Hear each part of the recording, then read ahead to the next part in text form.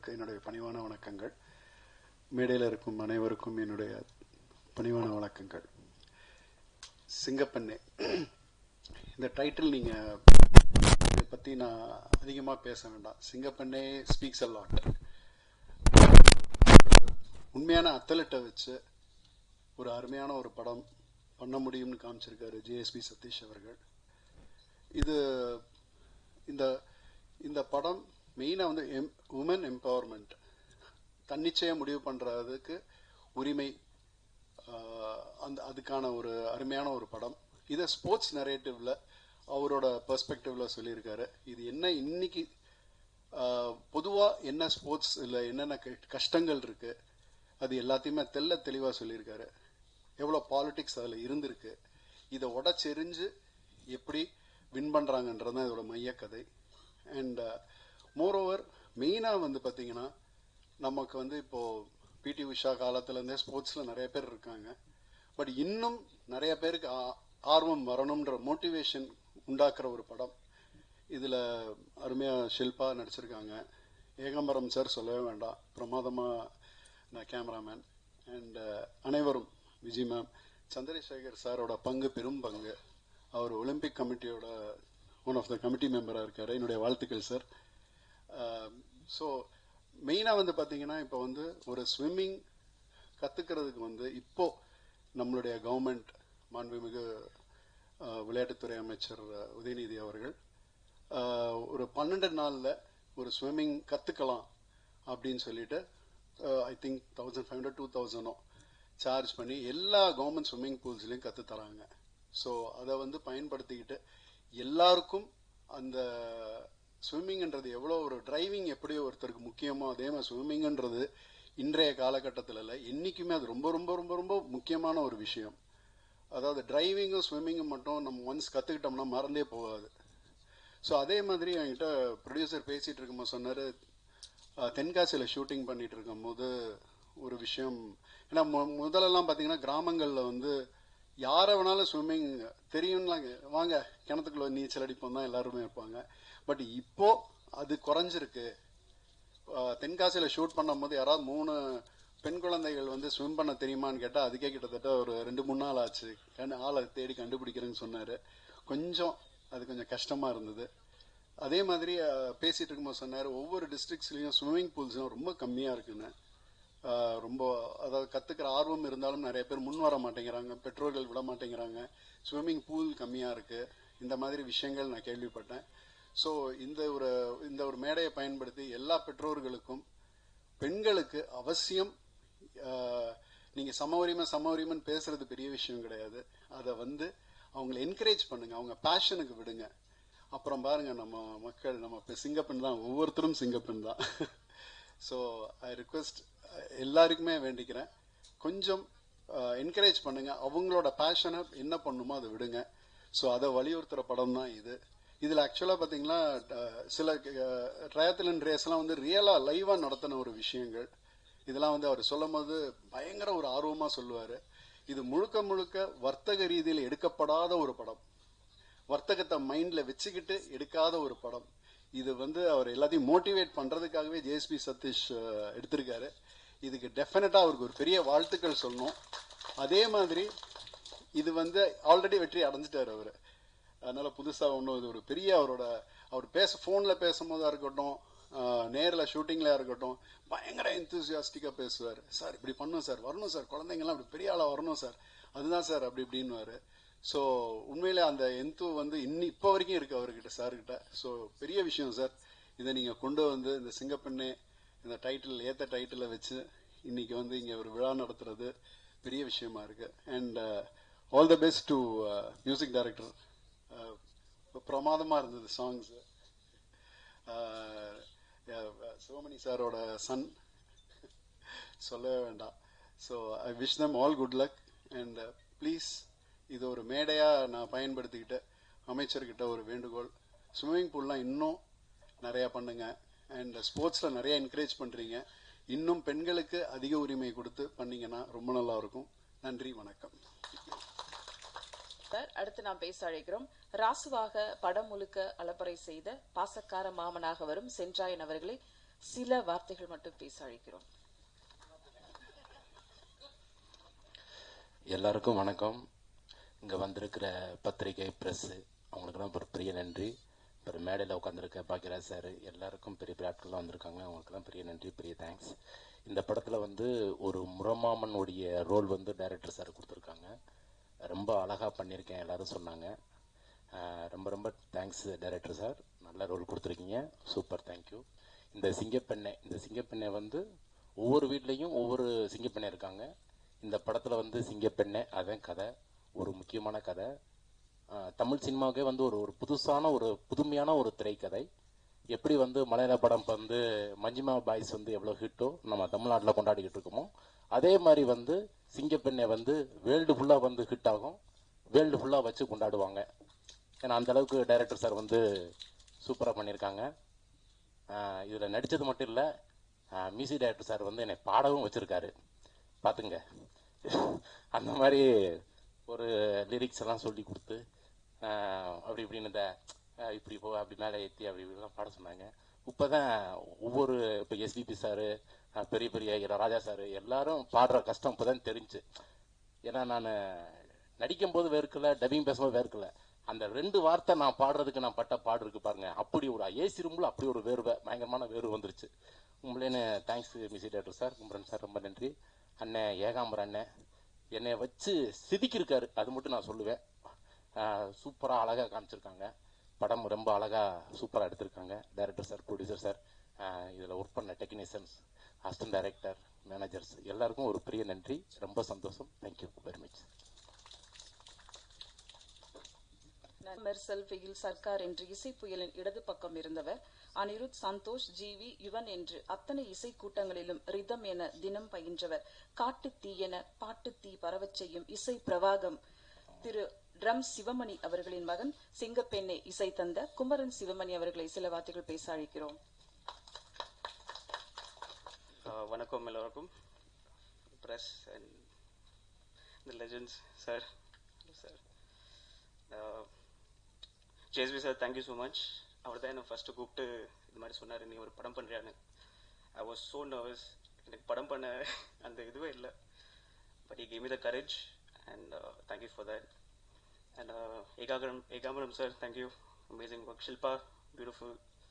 Aarti, I'm so lucky you got so much pride to Tamil Nadu with all your achievements. I'm very happy with that. And thank you, Tips ma'am. So basically, Singapenna, in my life, Singapenna is my mother. Enga amma da enakku oru periya idu. So she's not with me today, but she's very happy, I feel. And wish us luck. Please watch the film. Thank you. அழைக்கிறோம். ஆர்ப்பரிக்கும் அலைக்கடலில் அடுத்தடுத்து சாதனைகள் பல செய்த Kutraleeswaran coach இவர். தண்ணீருக்குள்ளே தன்னம்பிக்கை தரும் மனிதர் சிங்கப்பெண்ணை. சாதித்த உணர்வுகளுக்கு உரமூட்டிய தமிழர் திரு சந்திரசேகர் ஸ்விம்மிங் கோச் அவர்களை உங்கள் முன் பேச அழைக்கிறோம்.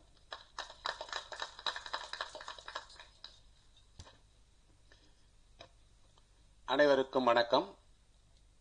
சிங்கப்பெண்ணை படத்தினுடைய இயக்குனரும் தயாரிப்பாளருமான ஜேஎஸ்பி சதீஷ் அவர்களே, மேடையில் வீற்றிருக்கின்ற இயக்குனர் பாக்கியராஜ் சார் அவர்களே, மற்றும் சிங்கப்பெண்ணை படத்தினுடைய கலைஞர்களே, இங்கே வருகை புரித்திருக்கின்ற செய்தி மற்றும் ஊடகத்துறை நண்பர்களே, சிங்கப்பெண்களே, உங்களை அனைவரையும் வருக வருக என வரவேற்று என் வணக்கத்தை தெரிவித்துக் கொள்கின்றேன்.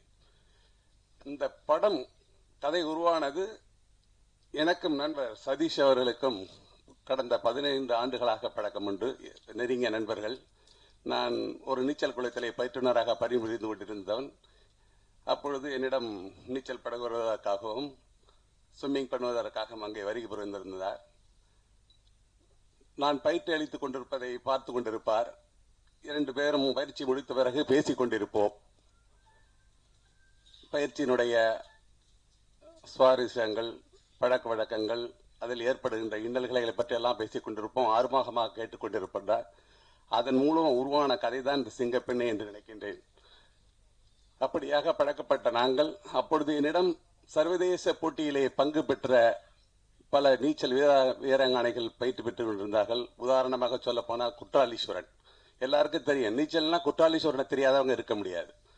இந்த சின்ன வயசுல, அதாவது 14 இயர்ஸ், அந்த பாய் the youngest boy in the world, 1 இயர்ல பாத்தீங்கன்னா 8 சேனல் பார்க் ஸ்ட்ரைட், அதாவது Talaimannar to Rameswaram English channel, அது மாதிரி ஒரு வருஷத்துக்குள்ள 8 சேனலை கிராஸ் பண்ணி இந்திய அளவிலான சிறந்த விளையாட்டு வீரர்களுக்கான பதக்கமான அர்ஜுனா விருது பெற்றவர். இன்னொருத்தரையும் சொல்லணும், நிஷா மெல்லட், அவர் நல்ல சிறந்த நீச்சல் வீராங்கனை. அவர் பாத்தீங்கன்னா இந்தியாவிலிருந்து ஒலிம்பிக்ஸ் போன பெண் சும்மர், அதாவது கேர்ள் சும்மர், தமிழ்நாட்டிலேருந்து போன நிஷா மெல்லட். இந்த இருக்க ஸ்விம்மிங் குரூப்ல இருக்கவங்களுக்கு தெரியும். அவளும் அர்ஜுன அவார்டு விருது வாங்கினவங்க. அது இந்த சமயநகர் நீச்சல் குளத்திலேயே நானும் சதீஷும் பேசிக் கொண்டிருக்கும் போது அவர்களெல்லாம் அங்க பிராக்டிஸ் பண்ணி கொண்டிருந்தார்கள். இந்த குறிப்பாக சொல்ல போனால் பாத்தீங்கன்னா என்னோட டாட்டர் ஐஸ்வர்யான்னு, அவர் ஒரு சர்வதேச போட்டியிலே வெள்ளி பதக்கம் பெற்றவர். இந்த விளையாட்டிலே பெண்களுக்கு எவ்வளர்கள் இடர்பாடுகள், எப்படி பேசப்படுகிறார்கள், அதுவும் குறிப்பாக நீச்சலோடை அணிந்து பழக வேண்டும், அதில் ஏற்படுகின்ற இன்னல்கள், பெற்றோர்கள் அனுப்பித்தர கூட தாத்தா பாட்டிக்கெல்லாம் போட மாட்டாங்க ஸ்விம்மிங்கு. என்னப்பா இந்த பொம்பளை பிள்ளைய போட்டு இப்படி வார்த்தை எடுக்கிறீங்க, இது மாதிரி ட்ரெஸ் எல்லாம் நமக்கு தேவையா, இப்படியெல்லாம் பண்ணி என்ன பண்ண போறீங்க அப்படின்னு. நானும் பட்டிக்காடான கிராமம் சொல்லுவாங்கல்ல, கிராமத்திலேருந்து வந்தேங்க. பாத்தீங்கன்னா அந்த ஒரு வாட்டி என்னுடைய மகள் சர்வதேச போட்டியிலே வெற்றி பெற்று வெள்ளி பதக்கம் பெற்று தமிழகத்திற்கு வந்திருக்கா. 3 முறை முதலமைச்சருக்கான விருது பெற்றவர். அப்பொழுது பாத்தீங்கன்னா சில்வர் மெடல் வாங்கிட்டு வந்தாச்சு. தினத்தந்தி பேப்பர்ல பாத்தீங்கன்னா தமிழக வீராங்கனை ஐஸ்வர்யாவுக்கு வெள்ளி பதக்கம் அப்படின்னு பாத்தீங்கன்னா தினமலர்ல பாத்தீங்கன்னா, இப்ப டீ கடையெல்லாம் தூங்கும், தினமலர் பத்திரிகை, தினமலர், தினத்தந்தி அப்படின்னு இருக்கும். அதுல பாத்தீங்கன்னா ஒரு ஸ்விம்மிங் காஸ்டியூமோட என்னோட பொண்ணு படத்தை போட்டு தமிழக வீராங்கனை ஐஸ்வர்யா தங்கப்பதக்கம் வென்றவர் அப்படின்னு போட்டிருந்துச்சு. எங்க ஃபேமிலிக்குள்ளே, என்னப்பா உங்க பொண்ணு டீ கடையெல்லாம் தொங்கிட்டு இருக்கா காஸ்டியூமோட, அது காஸ்டியூமோடன்னு கூட சொல்லல, ஸ்விம்மிங் காஸ்டியூம் சொல்ல, உன்னோட பொண்ணோட போட்டா ஜட்டியோடு தொங்கிட்டு இருக்க டீ கடையில எல்லாம் அப்படின்னு ஏளனமா பேசினாங்க. ஆனா அப்ப படிக்கிறப்ப பாத்தீங்கன்னா 11th ஸ்டாண்டர்ட், திருப்பி முயற்சி பண்ணி சர்வதேச போட்டியிலே பங்கு பெற்று முதலமைச்சர் நீ என்ன படிக்க போறன்னு கேட்டாங்க. நான் இன்ஜினியரிங், ஏன் மெடிக்கல் படிக்கலாமே, எனக்கு மெடிக்கல் பிடிக்கலன்னு சொல்லியாச்சு. உனக்கு சீட்டு கொடுக்க போறேன், மெடிக்கல் வேண்டான்னு சொல்லியாச்சு. என் டாக்டர் இன்ஜினியரிங் படிக்கணும், என்ன படிக்கலாம், அண்ணா யூனிவர்சிட்டியில படிக்கணும். ஓகே, என்ன சீட்டு வேணும், கொடுத்தாச்சு. ஏன்னு கேட்டீங்கன்னா அந்த தடையெல்லாம் தாண்டி வரணும், வந்த பிறகுதான் இது மாதிரி சான்ஸ் எல்லாம் கிடைக்கும். படிச்சு முடிச்சாச்சு, மத்திய அரசுல வேலை நல்லா இருந்தாச்சு. அது ஒரு சிங்கப்பெண் மாரிதான். அது அந்த நேரத்தில் நினைவு கூறுகிறேன். மற்றும் பாத்தீங்கன்னா இந்த போட்டியானது சார் சொன்னது மாரி இப்ப எல்லா டிஸ்ட்ரிக்ட்லயும் ஸ்விம்மிங் பூல் உருவாயிருக்கு இப்ப. அதனால பெற்றோர்கள் அனைவரும் தன்னுடைய பிள்ளைகளை விளையாட்டிலே ஈடுபடுத்த வேண்டும் சொல்லி இந்த படம் எடுத்த சிங்கப்பெண்ணை படம் எடுத்த சதீஷ் அவர்கள் ரொம்ப சிரமப்பட்டு எடுத்திருக்கார். ஒவ்வொரு இடத்துக்கும் நடந்து போற ஒவ்வொரு மீட்டுக்கும் எங்கெங்க ஸ்விம்மிங் மீட் நடக்குது, எப்படி அவங்களோட பேசணும், எப்படி அவங்களோட இதை பத்தி பேசி கிட்டத்தட்ட சொல்ல போனா 2-3 ஆண்டுகளாக ரொம்ப கஷ்டப்பட்டு எடுத்திருக்காரு. இந்த படம் நல்லா வந்திருக்கு.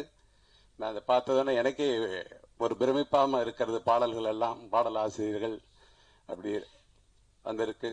அதனால பாத்தீங்கன்னா இந்த படம் சிறந்த முறையிலே வெளிவந்து எல்லா பாராட்டுதலையும் பெற வேண்டும் என்று இந்த ஊடக நண்பர்கள் மற்றும் செய்தி ஒளிபரப்பும் ஊடக நண்பர்கள் அனைவரும் இந்த படத்தை சிறந்த முறையிலே, ஊடகங்கள் தான் இந்த படத்தை பாத்தீங்கன்னா மேல கொண்டு போகணும். விளையாட்டுத்துறை மட்டுமல்ல, அரசியல், சினிமா, விளையாட்டுத்துறை, ஊடகங்கள் மூலமா தான் முன்னெடுத்து வரணும் சொல்லி இந்த படம் எடுத்த சதீஷ்குமார் அவர்களுக்கு என் பாராட்டுகளையும் வாழ்த்துக்களையும் சொல்லி வாய்ப்பளித்தமைக்கு நன்றி கூறி விடைபெறுகிறேன். வணக்கம். Harish, Indian triathlon national development officer அவர்களை இப்போது பேச அழைக்கிறோம்.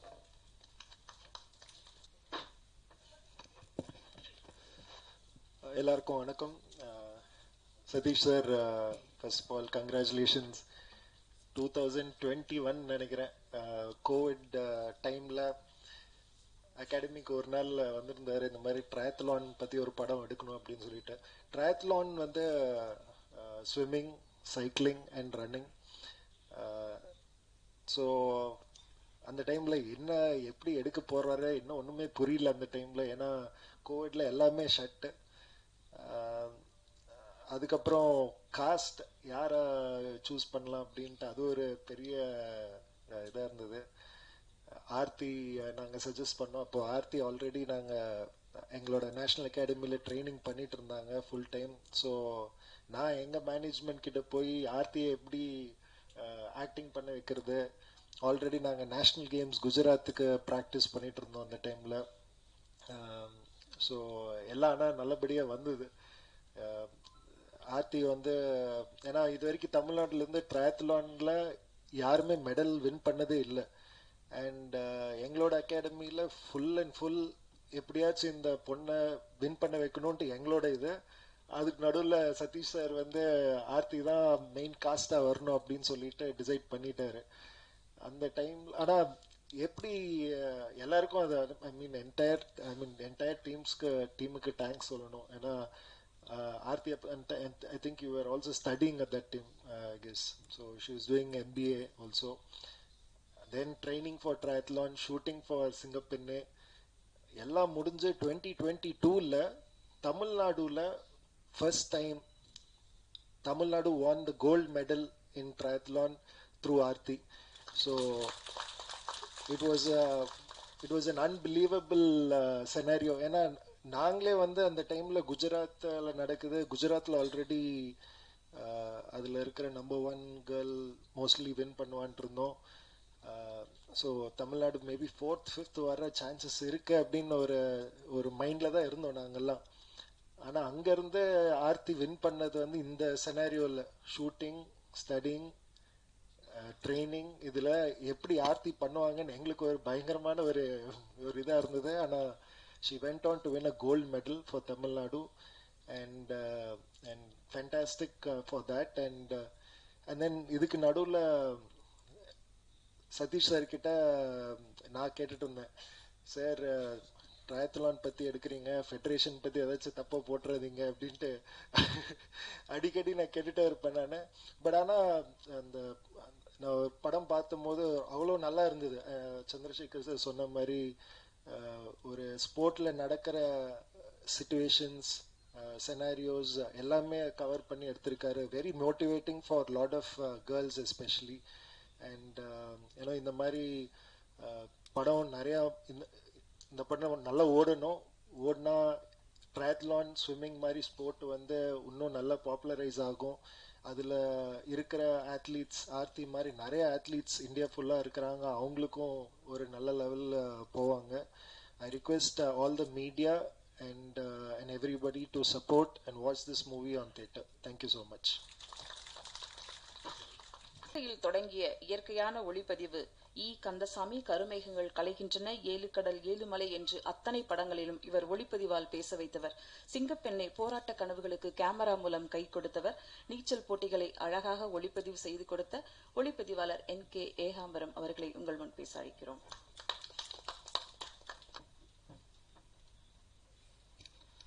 மேடையில் அமர்ந்திருக்கும் அத்தனை பெரியவர்களுக்கும், பத்திரிகை ஊடக நண்பர்கள் அனைவருக்கும் வணக்கம். என்னன்னா, சதீஷ் வந்து என்கிட்ட வந்து முதல்ல பேசக்குள்ள வேற ஒரு படத்துக்காக தான் நாங்கள் அறிமுகமானோம். வேற ஒரு படத்துக்கு டெக்னீஷியனாக போடுறதுக்கு பேசக்குள்ள பேசிட்டு இருந்தாரு. அந்த படம் கொஞ்சம் தள்ளி போவோம் அப்படின்னு சொல்லிட்டு இருந்தாரு. அடுத்து என்கிட்ட வந்து நான் ஒரு படம் டைரக்ட் பண்ண போறேன் அப்படின்னு சொன்னாரு. அதுக்கப்புறம் அந்த கதையை சொன்னாரு. கதையை சொன்னோடனே நான் சதீஷ்கிட்ட கேட்டேன், சதீஷ் நீங்க நிறைய பணம் வச்சிருக்கீங்களா அப்படின்னு கேட்டேன் நான்.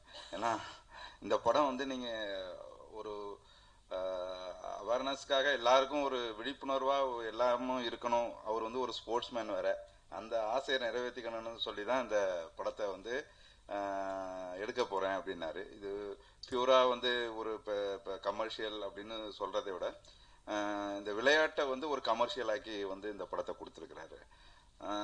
நாங்கள் வந்து படம் பிளான் பண்ணி பண்ணிட்டு இருக்கக்குள்ளே அத்லட் மீட் ஒன்று வந்தது. கோவிட் டைமில் நினைக்கிறேன். நான் சேஃப்டியாக என்ன செஞ்சேன், ஒரு 6-7 கேமரா வந்து எடுத்துகிட்டு போயிட்டு, அப்போ ஆர்த்தி வந்து நடிக்கலை. அப்போ அது வந்து ஒரு அத்லட்டாக வந்து அந்த ராமச்சந்திரா ஹாஸ்பிட்டலுக்கு பின்னாடி உள்ள அந்த ட்ராக்ல வந்து அவங்க வந்து அந்த ட்ரையாத்லான் பண்ணுறதுக்காக ப்ரிப்பேர் பண்ணுறாங்க.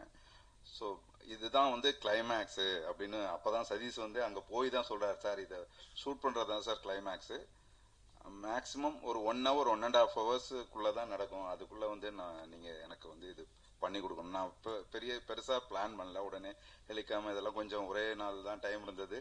அரேஞ்ச் பண்ணி அந்த ஒரு 10 நிமிஷம் 12 நிமிஷத்துக்கான ஃபுட்டேஜ் வந்து ஒரு 2 மணி நேரத்துக்குள்ளே எடுக்கப்பட்டது தான் வந்து 2 hours. ஏன்னா அவங்கள நிறுத்தியெல்லாம் எடுக்க முடியாது. ஏன்னா அவங்க வந்து ஃபர்ஸ்ட் வந்து ஸ்விம்மிங் வந்து 2 rounds 1.5 3 kilometers வந்து ஸ்விம் பண்ணணும். அதை கேப்சர் பண்ணிட்டு அடுத்தது வந்து அவங்க வந்து சைக்கிளிங் போகணும். அது 14 rounds நினைக்கிறேன்ல. அது அந்த 14 rounds வந்து போயிட்டு அதுக்கப்புறம் வந்து ரன்னிங் பண்ணணும். இது எல்லாமே கண்டினியூஸாக இவங்க வந்து சைக்கிள் நிறுத்துற இடம் இதெல்லாம் வந்து நாங்கள் பிளேஸ்மெண்ட் பண்ணி, ஸோ ஒவ்வொருத்தருக்கும் அந்த இன்ஸ்ட்ரக்ஷன் கொடுத்து அந்த ஒரு 1 hour 1.5 hours எடுத்தது தான் இந்த படத்தில் நீங்கள் பார்க்க போகிற கிளைமேக்ஸ். அதை தான் வந்து பிரவீன் வந்து அழகாக கொஞ்சம், ஏன்னா நாங்கள் நிறைய ஃபுட்டேஜ் எடுத்து கொண்டு போய் கொடுத்தோம். அதை அழகாக அவர் வந்து பிரவீன் கேஎல் வந்து ரொம்ப எடிட் பண்ணியிருந்தாரு. அதுக்கப்புறம் எனக்கு படம் ஆரம்பிக்கக்குள்ள அந்த அத்லெட் எடுக்கக்குள்ள தான் வந்து குமரனோட அந்த மியூசிக்ல வந்து அந்த சாங், அந்த ஃபெஸ்டிவ் சாங் வந்து எனக்கு சதீஷ் போட்டு கொடுத்தாரு. ரொம்ப நல்லா இருக்கு, இதை வந்து பிக்சரைஸ் பண்ணோம். அப்புறம் தான் வந்து அதுக்கு அந்த கிளைமேக்ஸ் தான் ஷூட் பண்ண பிறகுதான் நாங்கள் வந்து இந்த படத்தை வந்து ஆரம்பித்தோம். ஒரு 30 நாட்களில் வந்து இந்த படத்தை முடிச்சு கொடுத்தோம். இது வந்து ஒரு பணம் இதெல்லாம் மீறி தான் வந்து இந்த படம் வந்து எல்லாருடைய ஒத்துழைப்பும் வந்து இதில் இருந்திருக்கு. அது வந்து சதீஷ்க்கு வந்து எல்லாரும் நன்றி சொல்லணும். ஏன்னா ஒரு சின்ன ஆப்பர்ச்சுனிட்டி தான். எல்லாம் நிறைய படங்கள் பண்றேன், நிறைய பணம் பண்றேன், அது வேற விஷயங்கள்ல. இந்த மாதிரி படங்களை வந்து நம்ம வந்து ஊக்குவிக்கணும் அப்படிங்கறது ஒரே காரணத்துக்காக தான் வந்து இந்த மாதிரி படங்களை வந்து நான் செஞ்சு கொடுத்துருக்கிறேன். இது அவருக்கு ரொம்ப திருப்தியா இருக்குன்னு நினைக்கிறேன். படமும் ரொம்ப நல்லா வந்திருக்கு. நீங்க பார்த்துட்டு உங்களுடைய விமர்சனங்களை வந்து எழுதி ஆடியன்ஸை வந்து உள்ள கொண்டு வரதுக்கு நீங்க வந்து உறுதுணை புரியணும்னு பணிவுடன் கேட்டுக்கொள்கிறேன். Thank you sir. அடுத்து நாம் பேச அழைக்கிறோம். வெற்றி பெற விரும்பினால் தடைகளை உடைத்து செல், நம்பிக்கையை விதைத்து செல் என்பது போல் தன் கனவுகளை எல்லாம் கோர்த்து தன் இயக்க அனுபவத்தில் மாற்று திறமைகளையும் மாற்றி காட்டும் ஒரு படம், நல்ல பாடம். விளையாட்டை விளையாட்டாக சொல்லாமல் வியக்க வைத்திருக்கிறார். சவால்களை சாத்தியமாக்கியிருக்கிறார் சதீஷ் JSB. சிங்கப்பெண்ணை படத்தின் இயக்குனர் தயாரிப்பாளர் அவர்களை இப்போது பேச அழைக்கிறோம்.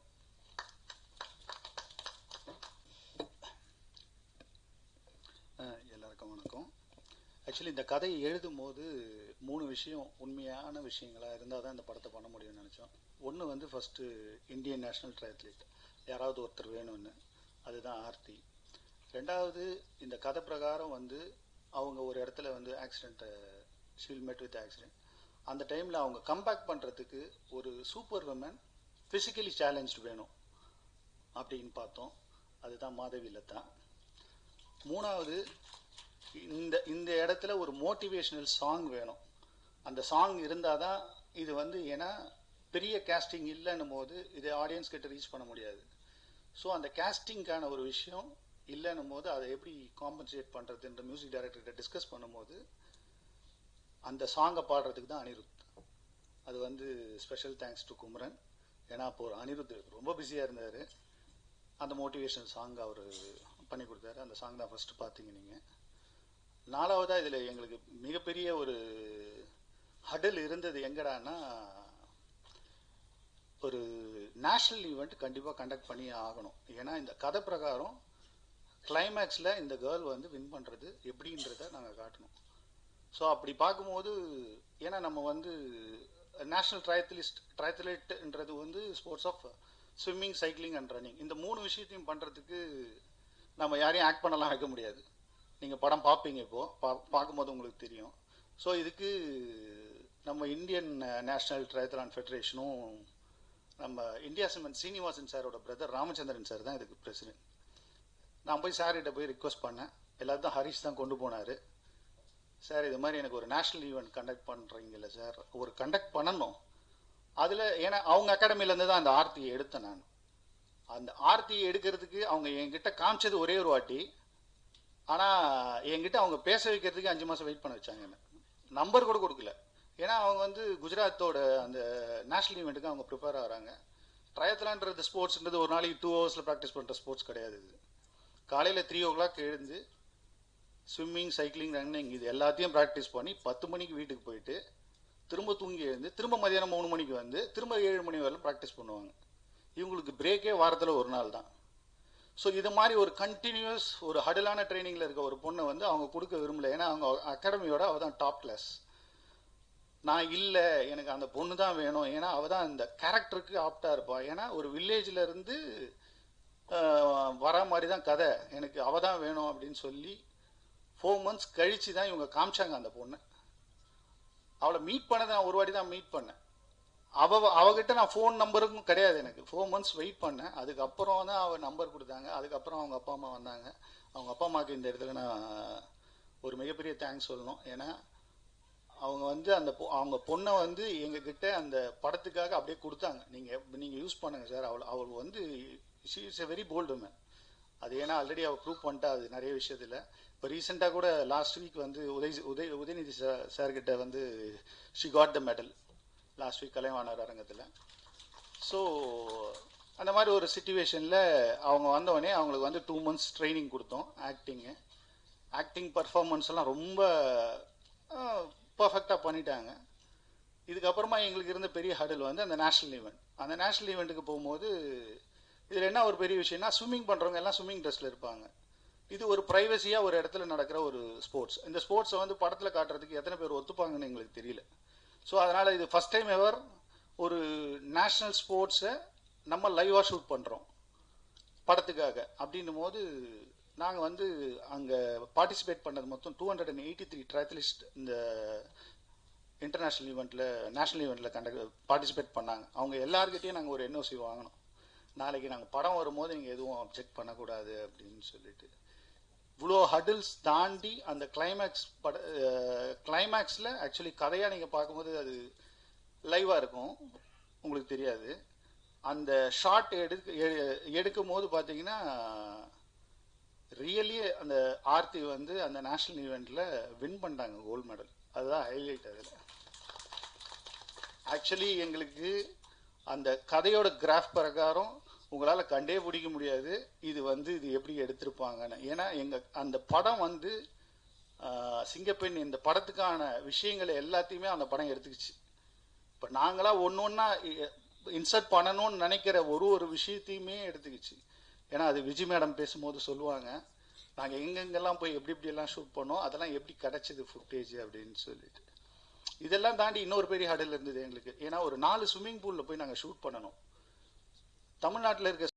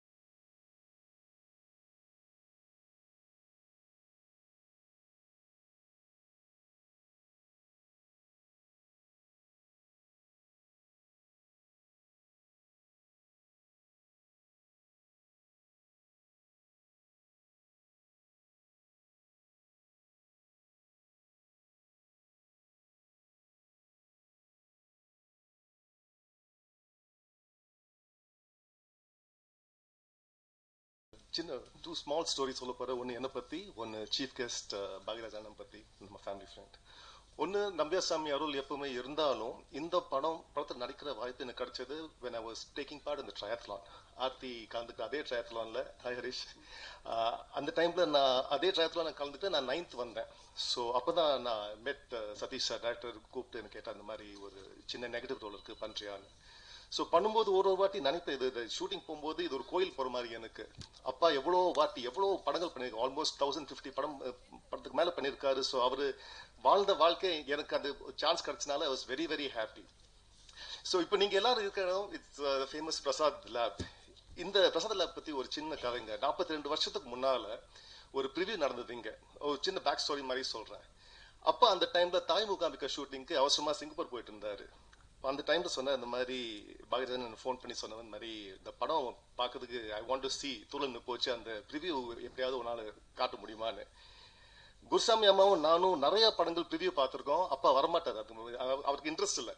வேலையாச்சு, அது வாட் எவர் ஆடியன்ஸ் சொல்றது தான் அது கடைசி தீர்ப்புன்னு நினைப்பாரு. ஆனால் இந்த படம் அவருக்கு எப்படியாவது பார்க்கணும்னு ஆசை. ஏன்னா வீட்டிலே வந்து குழம்பிருக்க இந்த மாதிரி நிறைய டைலாக்ஸ் இருக்கு. இந்த மன்னாதி மன்னன் எல்லாம் எழுத்தவன் நான், மதுரை வீரனே நான் அப்போஸ் பண்ணி அப்போ கொஞ்சம் நர்வஸாக இருந்திருக்காருன்னு நினைக்கிறேன். அப்போ பாக்யராஜ் அண்ணன் தான் சொன்னார், நீங்கள் அதை பற்றி don't worry about that. So அது நைட் ஃபுல்லாக இருந்து பாக்யராஜ் சார் அந்த ப்ரிவியூ ரெடி பண்ணிட்டு காலையில் 7 மணிக்கு ஷோக்கு இங்கே இந்த புனிதமான ஸ்தலத்தை நாங்கள் வந்து பார்த்தோம் சார், ஏப்ரல் 1982. அண்ட் படம் முடிஞ்ச உடனே சொன்னார் பாக்யராஜ் கிட்ட, அப்பா வந்து சொன்னார், இந்த மாதிரி எனக்கு நீங்கள் அளவுக்கு மேலே நீங்கள் மரியாதை கொடுத்துருக்கீங்க. அதுக்கு பாக்யராஜ் அண்ணன் சொன்னார், இல்லைங்க நீங்கள் இவ்வளோ சாதிச்சிருக்கீங்க, எம்ஜிஆர் சார் நடிச்சிருக்கீங்க, எவ்வளோ மரியாதை கிடைக்கணுமோ அதான் நான் கொடுத்துருக்கேன்னு. ஸோ அந்த கிராஸ் ரோட்ஸில் தான் நம்பியார் சாமி ஒரு சூப்பர் வில்லன்ல இருந்து ஒரு சூப்பர் கேரக்டர் ஆனார். And all because of the தமிழக ஜீனியஸ் பாக்யராஜ் சார். ஜீனியஸ் மட்டும் இல்லை, ஒரு ஃபேமிலி ஃப்ரெண்ட்ஸ். ஸோ இந்த புனிதமான ஸ்தலத்தை நீங்கள் ப்ரிவியூ பார்க்கும்போது எனக்கு என்னமோ ஒரு லக்கி சாம் மாதிரி தோணுது. இந்த படமும் உங்களுக்கு I hope you really like it. And எல்லாரும் வாழ்த்துங்க. Then thank you so much for all your love and your. Thank you. அடுத்து நாம் பேச அழைக்கிறோம். இந்த பிரபஞ்சத்தில் பெண்கள் ஒரு அற்புதமான அழகின் ரகசியம். கருவறை தொடங்கி கல்லறை வரையில் கனவுகளை துரத்துபவள். தூக்கிவிடவும் தோள் கொடுக்கவும் வெற்றி மாலைகள் சூட சூழ்ச்சி முறியடித்து முன்னேற ஷில்பா போன்ற உந்து சக்திகள் ஒவ்வொருவருக்கும் தேவை. சிங்கப்பெண்ணே ரியல் கோச் போல ரியலாக வந்த ஷில்பா மஞ்சுநாத் அவர்களை உங்கள் முன் பேச அழைக்கிறோம்.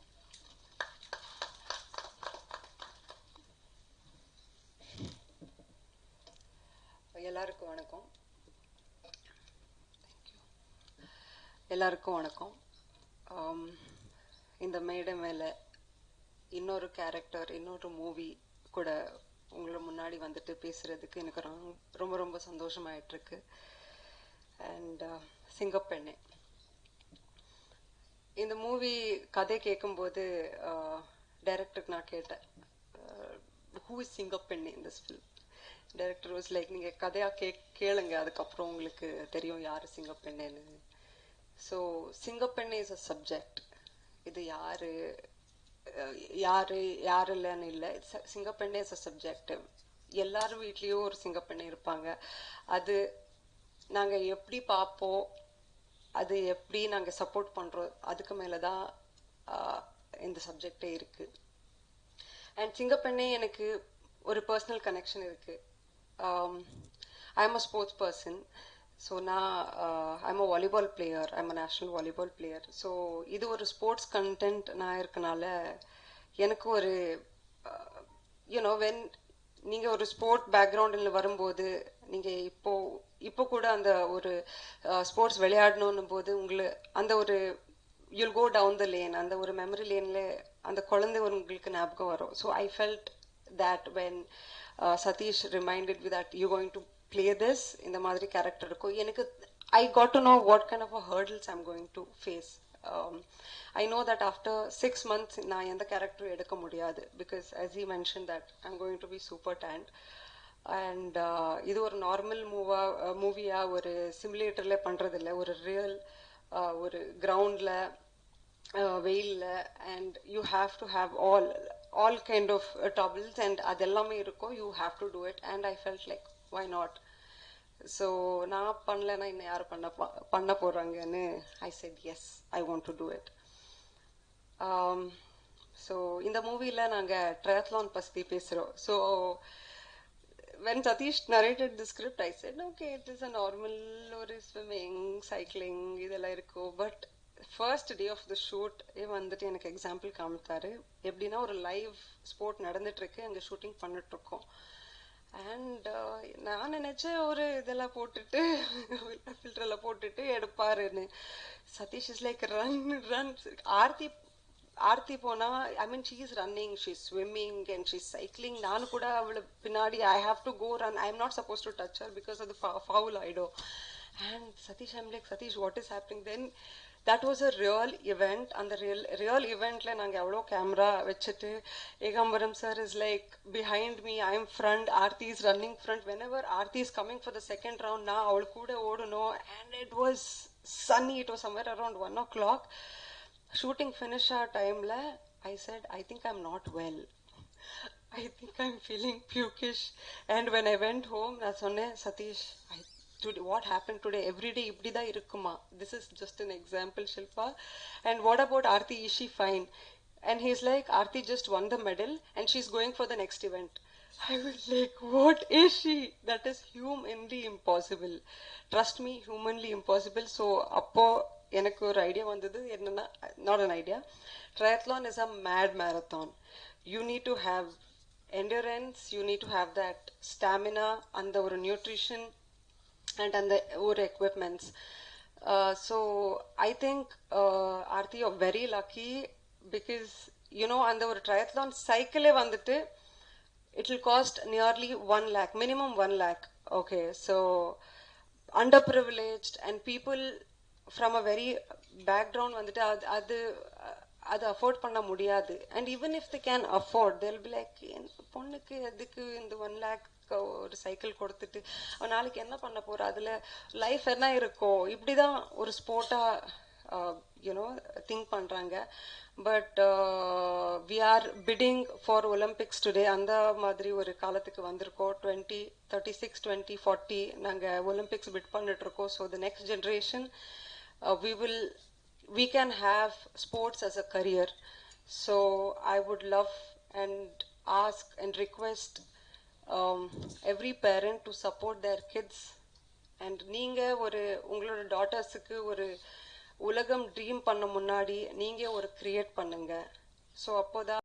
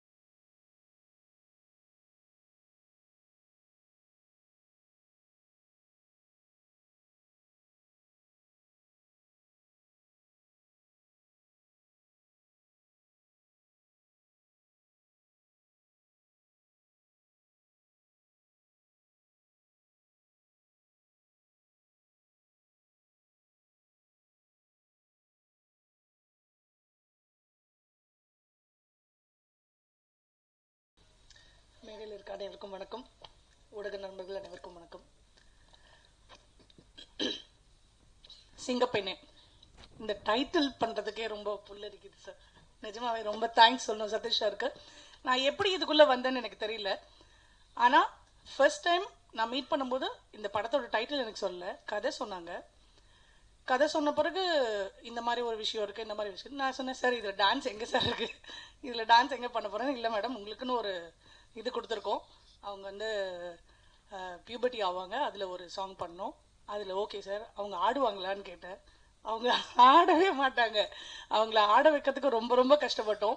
டெய்லி ஷூட் முடிச்சு மறுபடியும் ரிஹர்சல், ஷூட் முடிச்சு மறுபடியும் ரிஹர்சல், ஷூட் முடிச்சு மறுபடியும் ரிஹர்சல், அப்படிதான் டெய்லி இந்த சாங் எடுத்தோம். அண்ட் அந்த ட்ரையத்னால் இதெல்லாம் பார்க்கும்போது நம்ம சும்மா வந்து இதை பார்த்துட்டு ரொம்ப ஈஸின்னு நினச்சிருக்கோம். ஆனால் ஒரு ஷாட்டும் எடுக்கும்போது அந்த ஆர்த்தியோட கஷ்டம் வந்து கண்ணில் தண்ணி வரும். அவங்க பாட்டுக்கு பண்ணிக்கிட்டே இருப்பாங்க. நீங்கள் எத்தனை ஒன் மோர் சொன்னாலும் அது திருப்பி அவங்க ஸ்விம் பண்ணுவாங்க. எத்தனை வாட்டி நீங்கள் ஒன் மோர் பண்ணாலும் again she will not lose our energy. அது சும்மாவே கிடையாதுங்க, நிஜமாவே ஒரு பொண்ணா அந்த பொண்ணு வந்து நிஜமாவே வேற லெவல். இன்னைக்கு கூட நான் வந்தோடனே என்ன ஆர்த்தி என்ன பண்ணிட்டு இருக்கீங்கன்னா, இப்பதான் மேடம் சில்வர் மெடல் வாங்கினேன் லாஸ்ட் வீக் அப்படின்னு. என்னையா ரொம்ப சாதாரணமா பொட்டிக்கடையில போய் ஒரு பொட்டலம் வாங்குற மாதிரி சொல்றாங்க. அவ்வளோ ஹார்ட் ஒர்க் பண்றாங்க. அண்ட் அவங்களோட சைக்கிளை அவங்களே எடுத்து அவங்களே டிஸ்மேண்டில் பண்ணி அவங்களே திருப்பி போடுறது தான் அவங்களோட டேலண்ட்டு. அதை பார்த்து நான் ஆச்சரியப்பட்டேன். ஏன்னா அது சாதாரண சைக்கிள் கிடையாது, அப்படி ஒரு கஷ்டமான ஒரு சைக்கிள். ஸோ அதில் வந்து நாங்கள் மெரினாவை சுற்றி சுற்றி சுற்றி சுற்றி எடுக்கிறோம். அண்ட் ஒரு கஷ்டமான ஒரு லொக்கேஷன் கூட்டு போனார் சதீஷ் சார். அந்த லொக்கேஷன் வந்து நிஜமாவே நிற்க கூட முடியாது, அப்படி வெயில் அடிக்கும். அதில் சதீஷ் சாரோட சன் ஆர்த்தி, இன்னும் 2 பேர் அசிஸ்டன்ட் டைரக்டரோட பையன், இன்னும் 2 பேர். இதில் வந்து நாங்கள் டேக் எடுத்துகிட்டே இருக்கோம். அவங்க ஓடுறாங்க திருப்பி வர்றாங்க, ஓடுறாங்க திருப்பி வர்றாங்க. 4 பேருமே கொஞ்சம் கூட டயர்ட் ஆகல. அந்த பசங்களோட எனர்ஜி வந்து வேற லெவல். அந்த அளவுக்கு அந்த பசங்களுக்கு அவ்வளோ ட்ரைனிங் பண்ணி சதீஷ் சார் இவ்வளோ தூரம் மோட்டிவேட் பண்ணி இங்கே கூட்டு வந்திருக்காரு. அண்ட் நிஜமாவே இந்த கார்த்தியோட ஒரு கதை கேட்டேன் ஃபர்ஸ்ட் டைம் வந்து அவங்களோட மீட் பண்ணும்போது. ரொம்ப அழுதுட்டேன் நான். ஏன்னா அவங்க சாரி அந்த பொண்ணு அவ்வளோ கஷ்டப்பட்டுருக்காங்க இந்த இடத்து வரத்துக்கு. அதை கேட்டோன்னு ரொம்ப சென்சேஷன் ஆயிடுச்சு, ரொம்ப கஷ்டமாயிடுச்சு எனக்கு. உண்மையாவே அந்த பொண்ணு வந்து இவ்வளோ கஷ்டப்பட்டு இந்த கோல்டு மெடல் சில்வர் மெடல் வாங்குறது எவ்வளோ பெரிய விஷயம். ஒரு ஹீரோயினா என்னென்னமோ பண்றாங்கன்னு சொல்லிட்டு பயங்கரமா எழுதி போடுவாங்க. ஆனா அந்த பொண்ணு எவ்வளோ கஷ்டப்பட்டு வந்திருக்கான்றது நிஜமாவே அந்த பொண்ணு தனியா நீங்க பேட்டி எடுத்தீங்கன்னா தெரியும் அவ எவ்வளோ அடல்ட்ஸை தாண்டி வந்திருக்கான்னு. ஸோ அந்த விஷயத்த கண்டிப்பா வந்து சதீஷ் சார் இந்த படத்துல ஒரு பாயிண்டா சொல்லியிருக்காரு. இந்த மாதிரி ஒரு ஆப்பர்ச்சுனிட்டி இந்த படத்துல நான் பண்ணதுக்கு நான் ரொம்ப தேங்க்ஸ் சொல்லிக்கிறேன் சதீஷ் சார். இந்த சிங்கப்பெண்ணே வந்து மது மேமோட ஒரு இன்ஸ்பிரேஷன் எனக்கு நிஜமாவே கிடைச்சது. ஏன்னா அவங்கள பார்த்து அதுக்கப்புறம் நிறைய விஷயம் நான் கற்றுக்கிட்டேன். ஏன்னா நாங்களும் சினிமாவில் வந்து சாதாரணமாக வரல, கஷ்டப்பட்டு டான்ஸராக ஒர்க் பண்ணி பேக்ரவுண்ட் டான்ஸராக இருந்து அசிஸ்டண்ட் ஆகி டான்ஸ் மாஸ்டர் ஆகி இன்னைக்கு ஒர்க் பண்ணிட்டு இருக்கோம். ஆனால் நீங்கள் இன்ஸ்டாவில் எவ்வளோ ஃபாலோவர்ஸ் வச்சிருக்கீங்க அப்படின்னு கேட்குறாங்க ப்ரொடக்ஷனில். சார் கஷ்டப்பட்டு வந்தேன் சார், 22 வருஷம். It's not easy. 13 வயசில் நான் டான்ஸர் ஆனேன். 13 வயசில் எங்கள் வீட்டில் கஷ்டம்னு சொல்லி நான் டான்ஸர் ஆனேன். ஒரு 20 வயசில் நான் வந்து அசிஸ்டண்ட் ஆனேன். 30 வயசில் நான் மாஸ்டர் ஆனேன். நான் இத்தனை வருஷம் நான் ஒர்க் பண்ணி வந்தா இன்னைக்கு ஒரு கம்பெனியில் என்ன கேட்குறாங்க உங்களுக்கு இன்ஸ்டாகிராமில் எவ்வளோ followers. Sir Instagram just 1 minute video, it's a 30 second video. அந்த 30 second வீடியோவில் எங்கள் கஷ்டம் என்ன சார் தெரிய போகுது? சத்தியமாக தெரியாது. ப்ளீஸ் இதை வந்து இன்ஸ்டாகிராம் இஸ் டிஃப்ரெண்ட், அது சோஷியல் மீடியா மட்டும்தான். அவங்கள வந்து சாங் எடுக்க சொன்னீங்கன்னா ஒரு நாள் கஷ்டப்பட்டு வெயில்ல சாங் எடுக்க சொல்லுங்க, ஒரு நாள்ல சாங் முடிக்க சொல்லுங்க. சத்தியமா முடியாது. ஏன்னா எங்களுக்கு தெரியும் அந்த ஒரு நாள்ல எப்படி சாங் எந்த இடத்துல ஷார்ட் வச்சா எந்த இடத்துல வந்து நாங்க ஃப்ரேம் வச்சா எப்படி முடிக்க முடியும்னு எங்களுக்கு தெரியும். அண்ட் ஏகாம்பரம் சார் நிஜமாவே ஹேட்ஸ் ஆஃப் டீம். அந்த மாதிரி ஒரு கேமராமேன் வந்து நிஜமாவே பார்க்க முடியாது. எவ்வளோ கஷ்டப்பட்டிருக்காருன்னு எங்களுக்கு தெரியும். அந்த அந்த அந்த ஈவெண்ட் நடக்கும்போது சார் சொன்னாரு, சதீஷ் சார் சொல்லி தான் தெரியும், ஏன்னா நான் அந்த ஈவெண்ட்ல இல்லை. அந்த ஈவெண்ட் நடக்கும்போது கேமரா ஷிஃப்ட் பண்ணி எடுத்துட்டு இருந்தாங்க. நிஜமாவே வேற யாரா இருந்தாலும் அந்த அளவுக்கு பண்ணுவாங்கன்னு தெரியல. இவரோட அசிஸ்டண்டா ஒர்க் பண்ண சதீஷ் சார்னு வந்து அவர் எங்க கூட ஒர்க் பண்ணாரு. ஒரு நாள் கிளாஷ் ஒர்க் வந்து பண்ணாரு, ஒரு 2-3 நாள் கிளாஷ் ஒர்க் பண்ணாரு. அவரையும் சும்மா விடல, எங்க கூட மலையை ஏறணும் இறங்கணும். எப்படி நாங்க மட்டும் ட்ரைனிங் ஆர்த்தி மட்டும் ட்ரெயின் பண்ணல, எங்க கூட வந்து எல்லாரையுமே நாங்க ட்ரெயின் பண்ணிட்டு தான் இருந்தோம். ஸோ இந்த சிங்கப்பெண்ணை டெஃபினட்டா எல்லா சிங்கப்பெண்ணுங்களுக்கும் போய் சேரும். எல்லாருமே வீட்டில் இருக்கவங்க எல்லா பொண்ணுங்களுக்கும் எல்லாருக்கும் ஒரு ஆசை இருக்கும். அந்த ஆசையை கண்டிப்பா வெளியே கொண்டு வந்து எங்களை மாதிரி கஷ்டப்பட்டு மேலுக்கு வந்தவங்களையும் நல்லபடியா உயர்த்தி வாழ வைக்கணும்னு கேட்டுக்கிறேன். Thank you.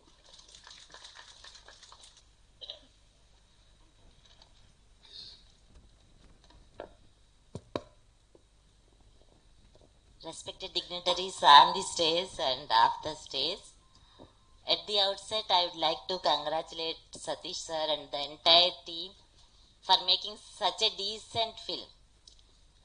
Though it's his first movie with regard to direction, but we don't feel like that. ஒரு scene கூட இது waste அந்த மாதிரி இல்ல. Such a tight screenplay and coming to this theme, sports.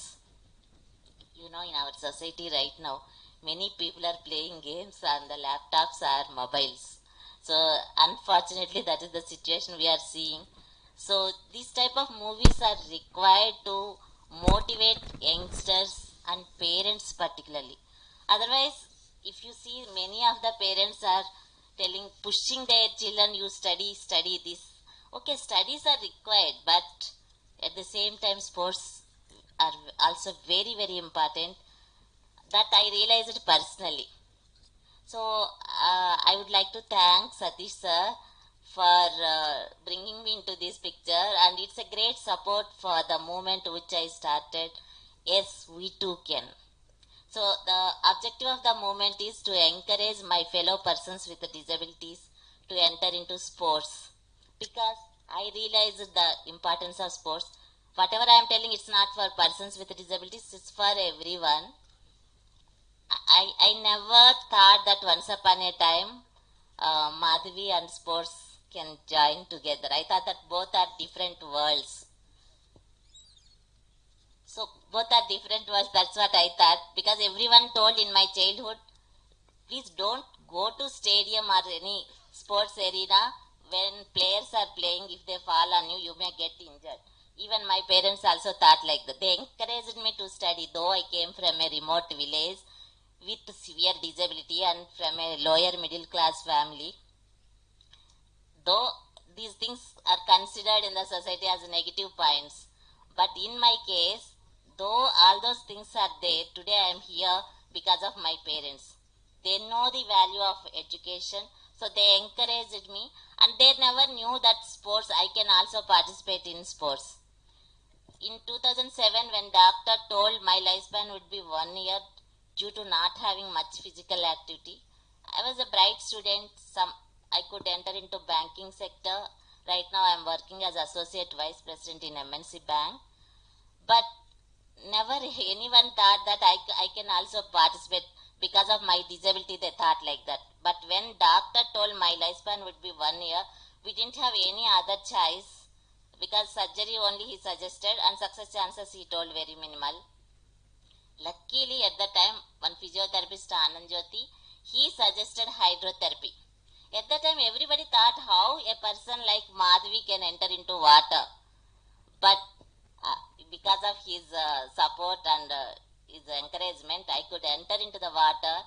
Then I realized that this is the best place for me, because underwater, due to water buoyancy, suppose outside our weight is 100 kgs, inside we feel 25 or 30 kgs. So that is why immediately the moment I entered into water, I got relief from pain. Muscles and the bones got relaxation. So after that I learnt on my own, because coaches were not ready to teach a person like me. They didn't know at that time. So then I learnt swimming on my own. Later I participated at national championship and became a national champion at the age of 40 years. So after realizing all these benefits, I started this SV2Can movement. And earlier in BBC, when they interviewed me for International Yoga Day, I did so many yogasanas underwater. So I saw that in that BBC, when they shared that link on social media, I saw so many comments from people from different countries saying that why are you posting this type of false videos?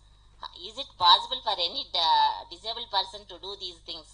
Don't do that one, it will be dangerous. Like that, these type of comments were shared by many people. Here entire our Singapenny crew is here. They witnessed my swimming. So whatever you are going to see in the movie, I only did that one. It is possible. Only thing that awareness should come. I am sincerely hoping this movie will bring that awareness, not only sporting, encouraging sporting culture in the society in general, but also particularly for persons with disabilities. They can participate in sports, and I am telling you how much I thought that earlier also I was confident, I was driving, I was working, I'm working in a bank. But after participating in these sports only, I got the confidence to come into social life.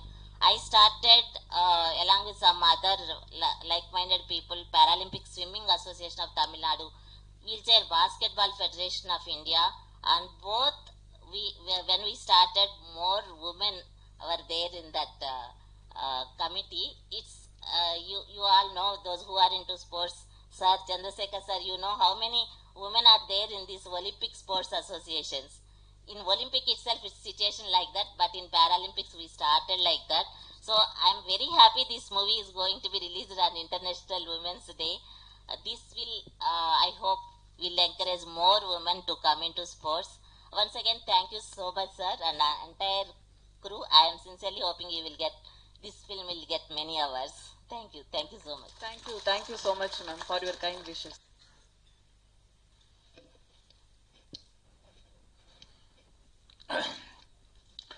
மரியாதைக்குரிய உண்மையான சிங்க பெண்களுக்கு சிறந்த தாழ்த்தி என்னுடைய வணக்கத்தை முதல்ல தெரிவிக்கிறேன், வாழ்த்துக்களையும் தெரிவிச்சுக்கிறேன். இந்த மாதிரி உண்மையான சிங்க பெண்களை வச்சு ஒரு பேரண்ட்ஸுக்கு அவேர்னஸ், அதே நேரத்தில் பெண்கள் எல்லாத்துக்குமே ஒரு உத்வேகம், இவங்க ஸ்ட்ரெயின் பண்ணிக்கிட்டு இவங்க சப்போர்ட் கொடுத்துருக்காங்க போது அவங்களுக்கு என்னுடைய மனமார்ந்த நன்றியை தெரிவிச்சுக்கிறேன், வணக்கத்தையும் தெரிவிச்சுக்கிறேன். அப்புறம் அதில் ஒர்க் பண்ண டெக்னீஷியன்ஸ் விஜய் சொன்னாப்புல பேச ஆளுங்க வந்துருச்சு. என்னென்னா அது ஒரிஜினலாக தொழில் ரீதியாக ஏதாவது ஒன்று சொல்லும் போது அது தாங்கிக்க முடியாது, அது ஆட்டோமேட்டிக்காக வந்துடும். அதுக்கும் ஃபீல் பண்ணாங்க. அதே மாதிரி ஆர்த்தி லைஃப்பை பற்றி ஏதோ பேசுனது, அதை கேள்விப்பட்டு அதை சொல்லும்போது அவங்களுக்கு தெரியாமல் அவங்களுக்கு சோக்கிங் ஆகிட்டாங்க. ஸோ அவங்க ஏகாம்பரம் அவர் எந்த அளவுக்கு ஹெல்ப்பாக இருந்தார் இந்த படத்தில், எந்த அளவுக்கு அவருடைய டேலண்ட்டை அவர் யூஸ் பண்ணி இந்த படத்துக்கு சிறப்பு பண்ணியிருக்காரு அப்படிங்கிறது. அதே மாதிரி எடிட்டர் பிரவீன், ஏன்னா ஒரு படத்துக்கு ஃபுட்டேஜ் ப்ராப்ளம் ஏதாவது ஒரு 1000 அடி 2000 அடின்னா அதை அட்ஜஸ்ட் பண்ணி பண்ணுங்க அப்படின்னு சொன்னால் அதே ஒரு மண்டை காய்ச்சலான உத்தியோகம். ஏன்னா எனக்கு எப்பவுமே நான் லென்த்தாகவே படம் எடுத்துகிட்டு போயிட்டு அதுக்கப்புறம் உட்காந்து மண்டை உடைச்சி 2000 அடி 3000 அடி நான் குறைச்சி அப்புறம் கிறிஸ்பாக படத்தை கொண்டு வருவேன். ஸோ அது குறைக்கிறதுல இருக்கிற கஷ்டம் என்ன அப்படிங்கிறது எனக்கு நல்லா தெரியும். ஸோ அந்த எடிட்டர் எவ்வளோ அவஸ்தைப்பட்டிருப்பார். டைரக்டர் இவங்கெல்லாம் எடுத்துகிட்டு வந்துட்டாங்க, கேமராமேன் எடுத்துகிட்டு வந்துட்டாங்க.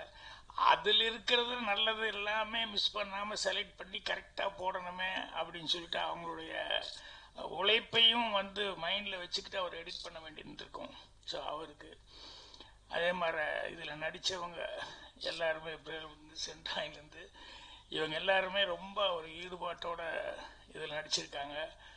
ஸோ அவங்க எல்லாமே எவ்வளோ இன்வால்மெண்ட் ஆகியிருக்காங்க, மற்றவங்களுக்கு எவ்வளோ சப்போர்ட்டாக இருக்காங்க அப்படின்னு சொல்லும்போது அவங்களுக்கும் என்னுடைய வணக்கத்தையும் நன்றியும் தெரிவிச்சுக்கிறேன்.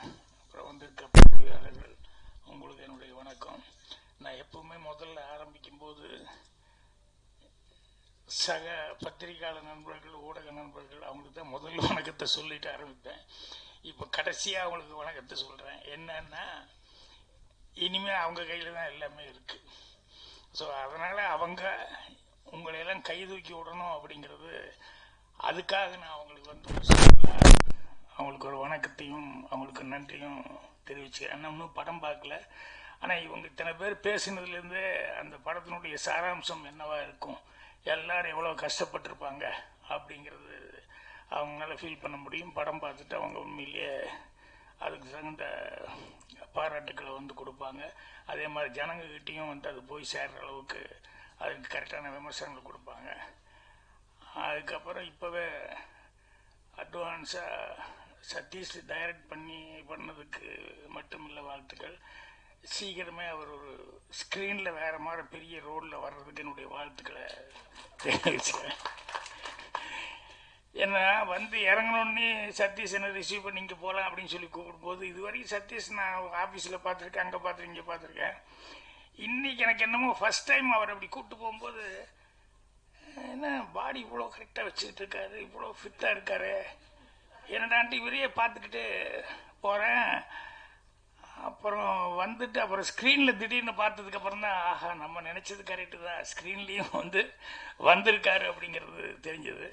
ஸோ அவர் தாராளமாக நடிக்கவும் செய்யலாம். அவருக்கு தகுந்த கேரக்டர்கள் அவர் செஞ்சாருன்னா கண்டிப்பாக இதில் ப்ரொடியூசராக ஜெயித்த மாதிரி ஸ்க்ரீன்லேயும் ஆர்டிஸ்டாகவும் அவர் ஜெயிக்க முடியும். அதுக்கு உண்டான எல்லா இதுவும் இருக்குது. அப்புறம் இங்கே பேசுனதில் ஒவ்வொருத்தரும் சிறப்பாக பேசினாங்க. ஷில்பா அவர்கள் பேசுனது எனக்கு ரொம்ப பிடிச்சது. என்னென்னா அவங்க நடிக்க வந்தது மட்டும் இல்லாமல் அந்த ஸ்போர்ட்ஸில் அதில் இருக்கக்கூடிய டிஃபிகல்ட்டிஸ் எல்லாம் என்ன அதுங்கிறது, அது செய்யும்போது அவங்களுக்கு எவ்வளோ கஷ்டமாக இருந்தது அப்படிங்கிறதெல்லாம் சொல்லி, அந்த ஆர்த்தி எவ்வளோ ஸ்ட்ரெயின் பண்ணாங்க, அது கூடுறவங்க எவ்வளோ ஸ்ட்ரெயின் பண்ண வேண்டியிருந்தது அப்படிங்கிறதெல்லாம் அழகாக அவங்க எடுத்து சொன்னாங்க. அப்புறம் படம் பார்த்துட்டு இப்போ பார்க்கும்போது இனிமேல் லைஃப் பூரா ஃபிட்டாக இருக்கணும் நம்மன்னு சொல்லிட்டு முடிவு பண்ணிட்டு வந்திருக்காங்க உங்களுக்கு. ஏன்னா படத்தை விட இப்போ ரொம்ப ஃபிட்டாக இருக்காங்க அவங்க. ஸோ அவங்க பேசும்போது ரொம்ப அழகாக பேசினாங்க. ஸோ எல்லாத்துக்கும் இந்த டீம் இவ்வளோ ஸ்ட்ரெயின் பண்ணிக்கிறதுனால கண்டிப்பாக அவங்களுக்கு என்னுடைய வாழ்த்துக்கள் தெரிவிச்சுக்கிறேன். அப்புறம் சென்டிமெண்ட்டாக நம்ம நம்பியார் அண்ணன் ஃபேமிலியிலேருந்து பேசினார். என்னென்னா முதல் இங்கே அந்த தூரம் நின்று போச்சு ஃபர்ஸ்ட் டைம். அது இத்தனை வருஷம் ஆகிப்போச்சு. அவர் கரெக்டாக அவரப்பா என்ன வயசுன்னு எனக்கு தெரியல, அவர் கரெக்டாக ஞாபகம் வச்சுருக்காரு. என்னென்னா உண்மையிலேயே நம்பியார் அண்ணன் அவர் நடித்த படத்துக்கு பெருசாக இன்ட்ரெஸ்ட் எடுத்துக்க மாட்டார். ஏதோ நடித்தோம் அவ்வளோதான் முடிஞ்சது, அப்படி போயிடுவோம் அப்படின்னு சொல்லிட்டு அவர் பாட்டில் அடுத்த வேலைக்கு போயிடுவார். ஆனால் இது எனக்கு ஃபோன் பண்ணி அவர் இங்கே வெளிநாடு இங்கே போக வேண்டியிருக்குது, போனால் வர்றது ஒரு 1 month ஆகி போகும் அப்படிங்கிறதுனால நான் எப்பவும் யாருக்கிட்டையும் கேட்டதில்லை. எனக்கு கொஞ்சம் முன்னால் படம் காமிக்கிறதுக்கு தான் வாய்ப்பு இருக்கா, நான் ஊருக்கு போகிறேன் அப்படின்னு. அப்போ தான் நான் சொன்னேன், எப்படியாவது நான் ரெடி பண்ணி பிரிண்ட்டு ரெடி பண்ணிடுறேன்னு அப்படின்னு சொல்லி நைட் அண்டே வேலை பார்த்து காலையில் அவர் சொன்ன மாதிரி 7 o'clock இங்கே தான் பிரசாதத்தில் வச்சு அவருக்கு ப்ரிவியூ போட்டேன். அப்புறம் அவர் படம் பார்த்துட்டு அவர் சொன்ன மாதிரி தான், எனக்கு அளவுக்கு அதிகமாக நீங்கள் எனக்கு மரியாதை கொடுத்த மாதிரி எனக்கு தோணுது அப்படின்னாரு.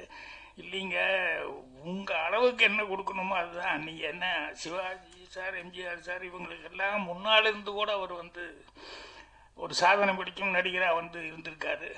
ஆனால் அவர் அந்த அளவுக்கு ஃபீல் பண்ணி சொன்னது எனக்கு கௌரவமாக இருந்தது. ஆனால் அதில் நடிக்கிறதுக்காக முதல்ல போய் அவரை கூப்பிட போகும்போது என்ன நீங்கள் நடிக்கிறீங்கன்னு, இது அவர் உட்காந்து சும்மா உட்காந்துருக்காரு, வேண்டாம் எம்ஜிஆர் சிவாஜி எல்லாம் முடிஞ்சது, அதனால் நம்ம பேசாமல் உட்காந்துருப்போம். நான் போகும்போது பேர குழந்தையோட டென்னிஸ் ஏதோ ஆடிட்டு இருக்காரு. அப்புறம் நான் போய் உட்காந்துருந்தேன். அப்புறம் வந்தார், என்ன அப்படின்னாரு. அப்புறம் நான் பாக்யராஜ் எல்லாம் இன்ட்ரடியூஸ் பண்ண, இல்லை சொல்லு உங்கள் படமெல்லாம் எனக்கு தெரியும், சொல்லுங்கள் என்ன விஷயமா வந்தீங்க, நீங்கள் நடிக்கணும் அப்படின்னு. அவர் எப்படி பார்த்து என்ன இல்லை என் படத்தில் நடிக்கணும் தான் கேட்க வந்தேன். எப்பா நான் எம்ஜிஆர்கிட்ட அடி வாங்கினேன் சரி, சிவாஜிகிட்ட அடி வாங்கினேன் சரி, உங்ககிட்ட எல்லாம் அடி வாங்கணுமாப்பா அப்படின்னாரு. இல்லைண்ணே, நீங்கள் வில்லனாக நடித்து அடியெல்லாம் வாங்க வேண்டாம், இதில் நல்லவனாக நடிக்கிறீங்க, என்ன தயவு செய்து எந்திரிச்சு போயிரு அப்படின்னாரு. ஏன்னா ஜனங்க ஒத்துக்க மாட்டாங்கப்பா, என்ன போய் நல்லவேன்னு சொன்னால் எப்படிப்பா ஜனங்க ஒத்துக்குவாங்க? ஏன்னா எத்தனை வருஷமா நான் வில்லனாவே நடிச்சிருக்கு, இப்போ போய் என்ன நல்லவேன் நடி அப்படின்னு ஜனங்க ஒத்துக்கவே மாட்டாங்க. இல்லைண்ணே, ஜனங்களை நீங்கள் தமிழ்நாட்டு ஜனங்கள் நீங்கள் ஒரு மாதிரி புரிஞ்சிருக்கீங்க, நான் ஒரு மாதிரி புரிஞ்சிட்டு இருக்கிறேன். உங்களை இப்படி பார்த்தான்னா இன்னும் ரொம்ப லைக் பண்ணுவாங்கண்ணே, இதுக்கு முன்னால் நினச்சதை விட ரொம்ப லைக் பண்ணுவாங்க. இல்லைப்பா எனக்கு நம்பிக்கை இல்லை, வேண்டாம் அப்படின்னு. இல்லைண்ணே எப்படியாவது நீங்கள் நடிச்சுதான் ஆகணும் அப்படின்னு சொல்லிட்டு ஒரு 3-4 தடவை திருப்பி போய் கேட்டு அப்புறம் சரின்னு சொல்லி நடிக்கிறதுக்கு ஒத்துக்கிட்டாரு.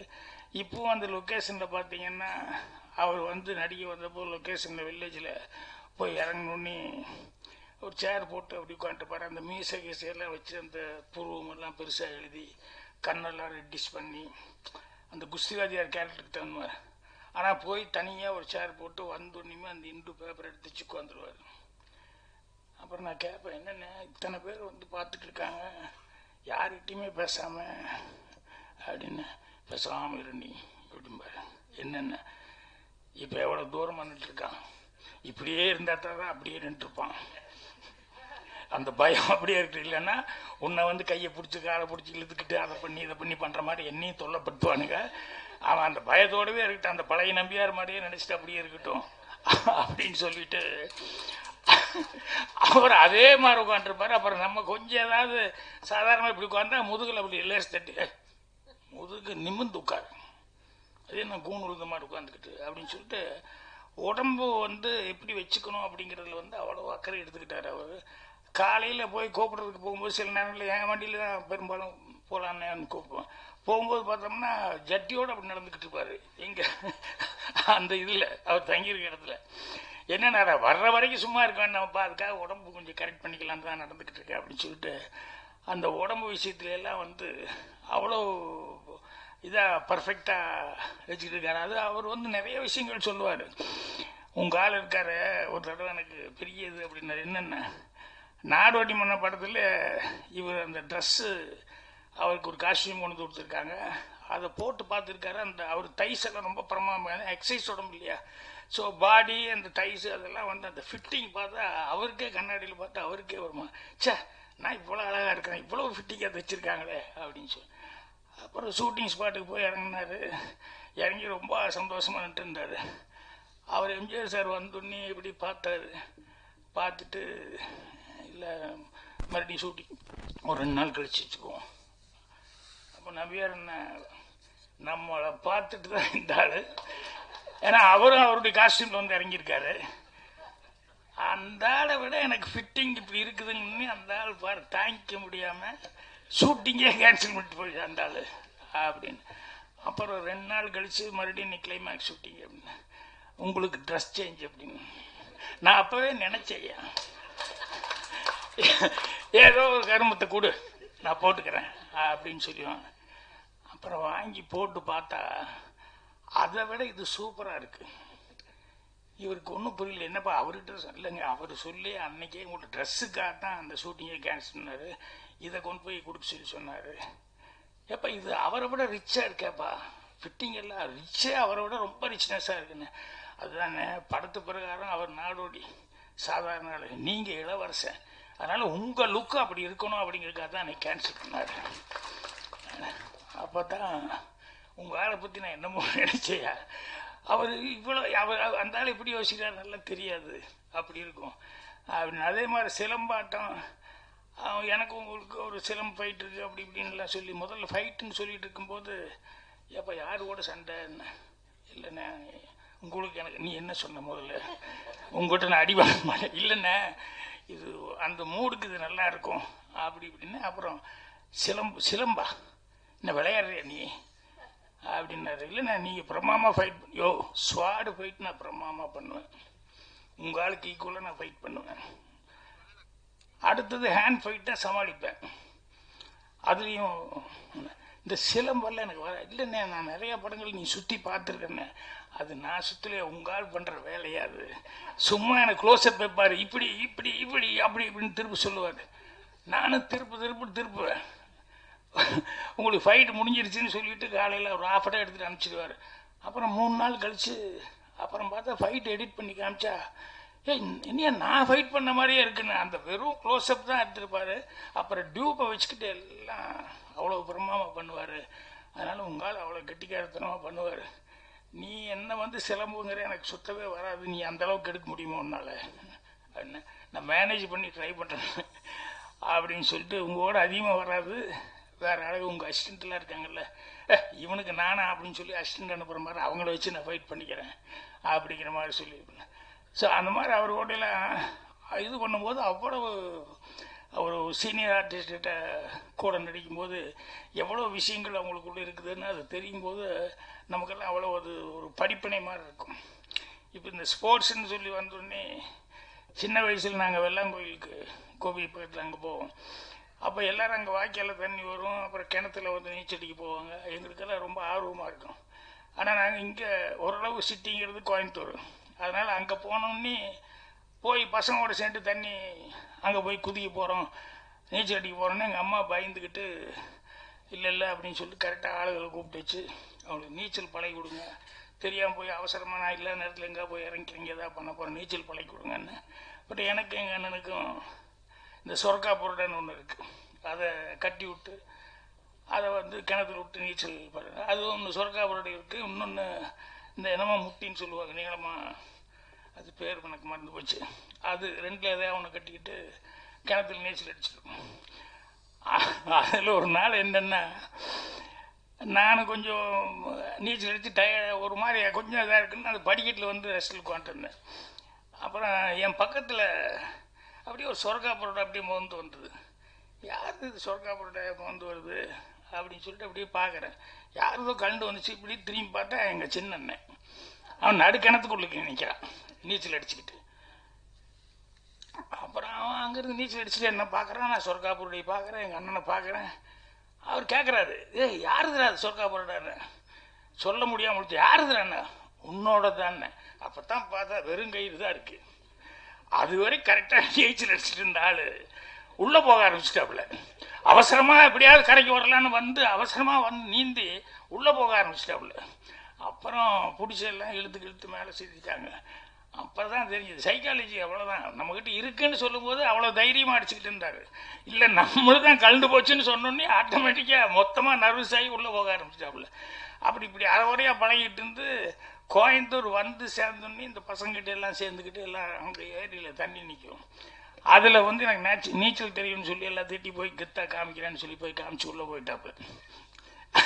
பசங்க கூட போனாலும் காணமேன்னா அவர் ஏதோ முக்குளிச்சுட்டு இருக்காரு போலக்கு உள்ள மூச்சு பிடிச்சி அப்படின்னு நினச்சிக்கிட்டு இருந்தா.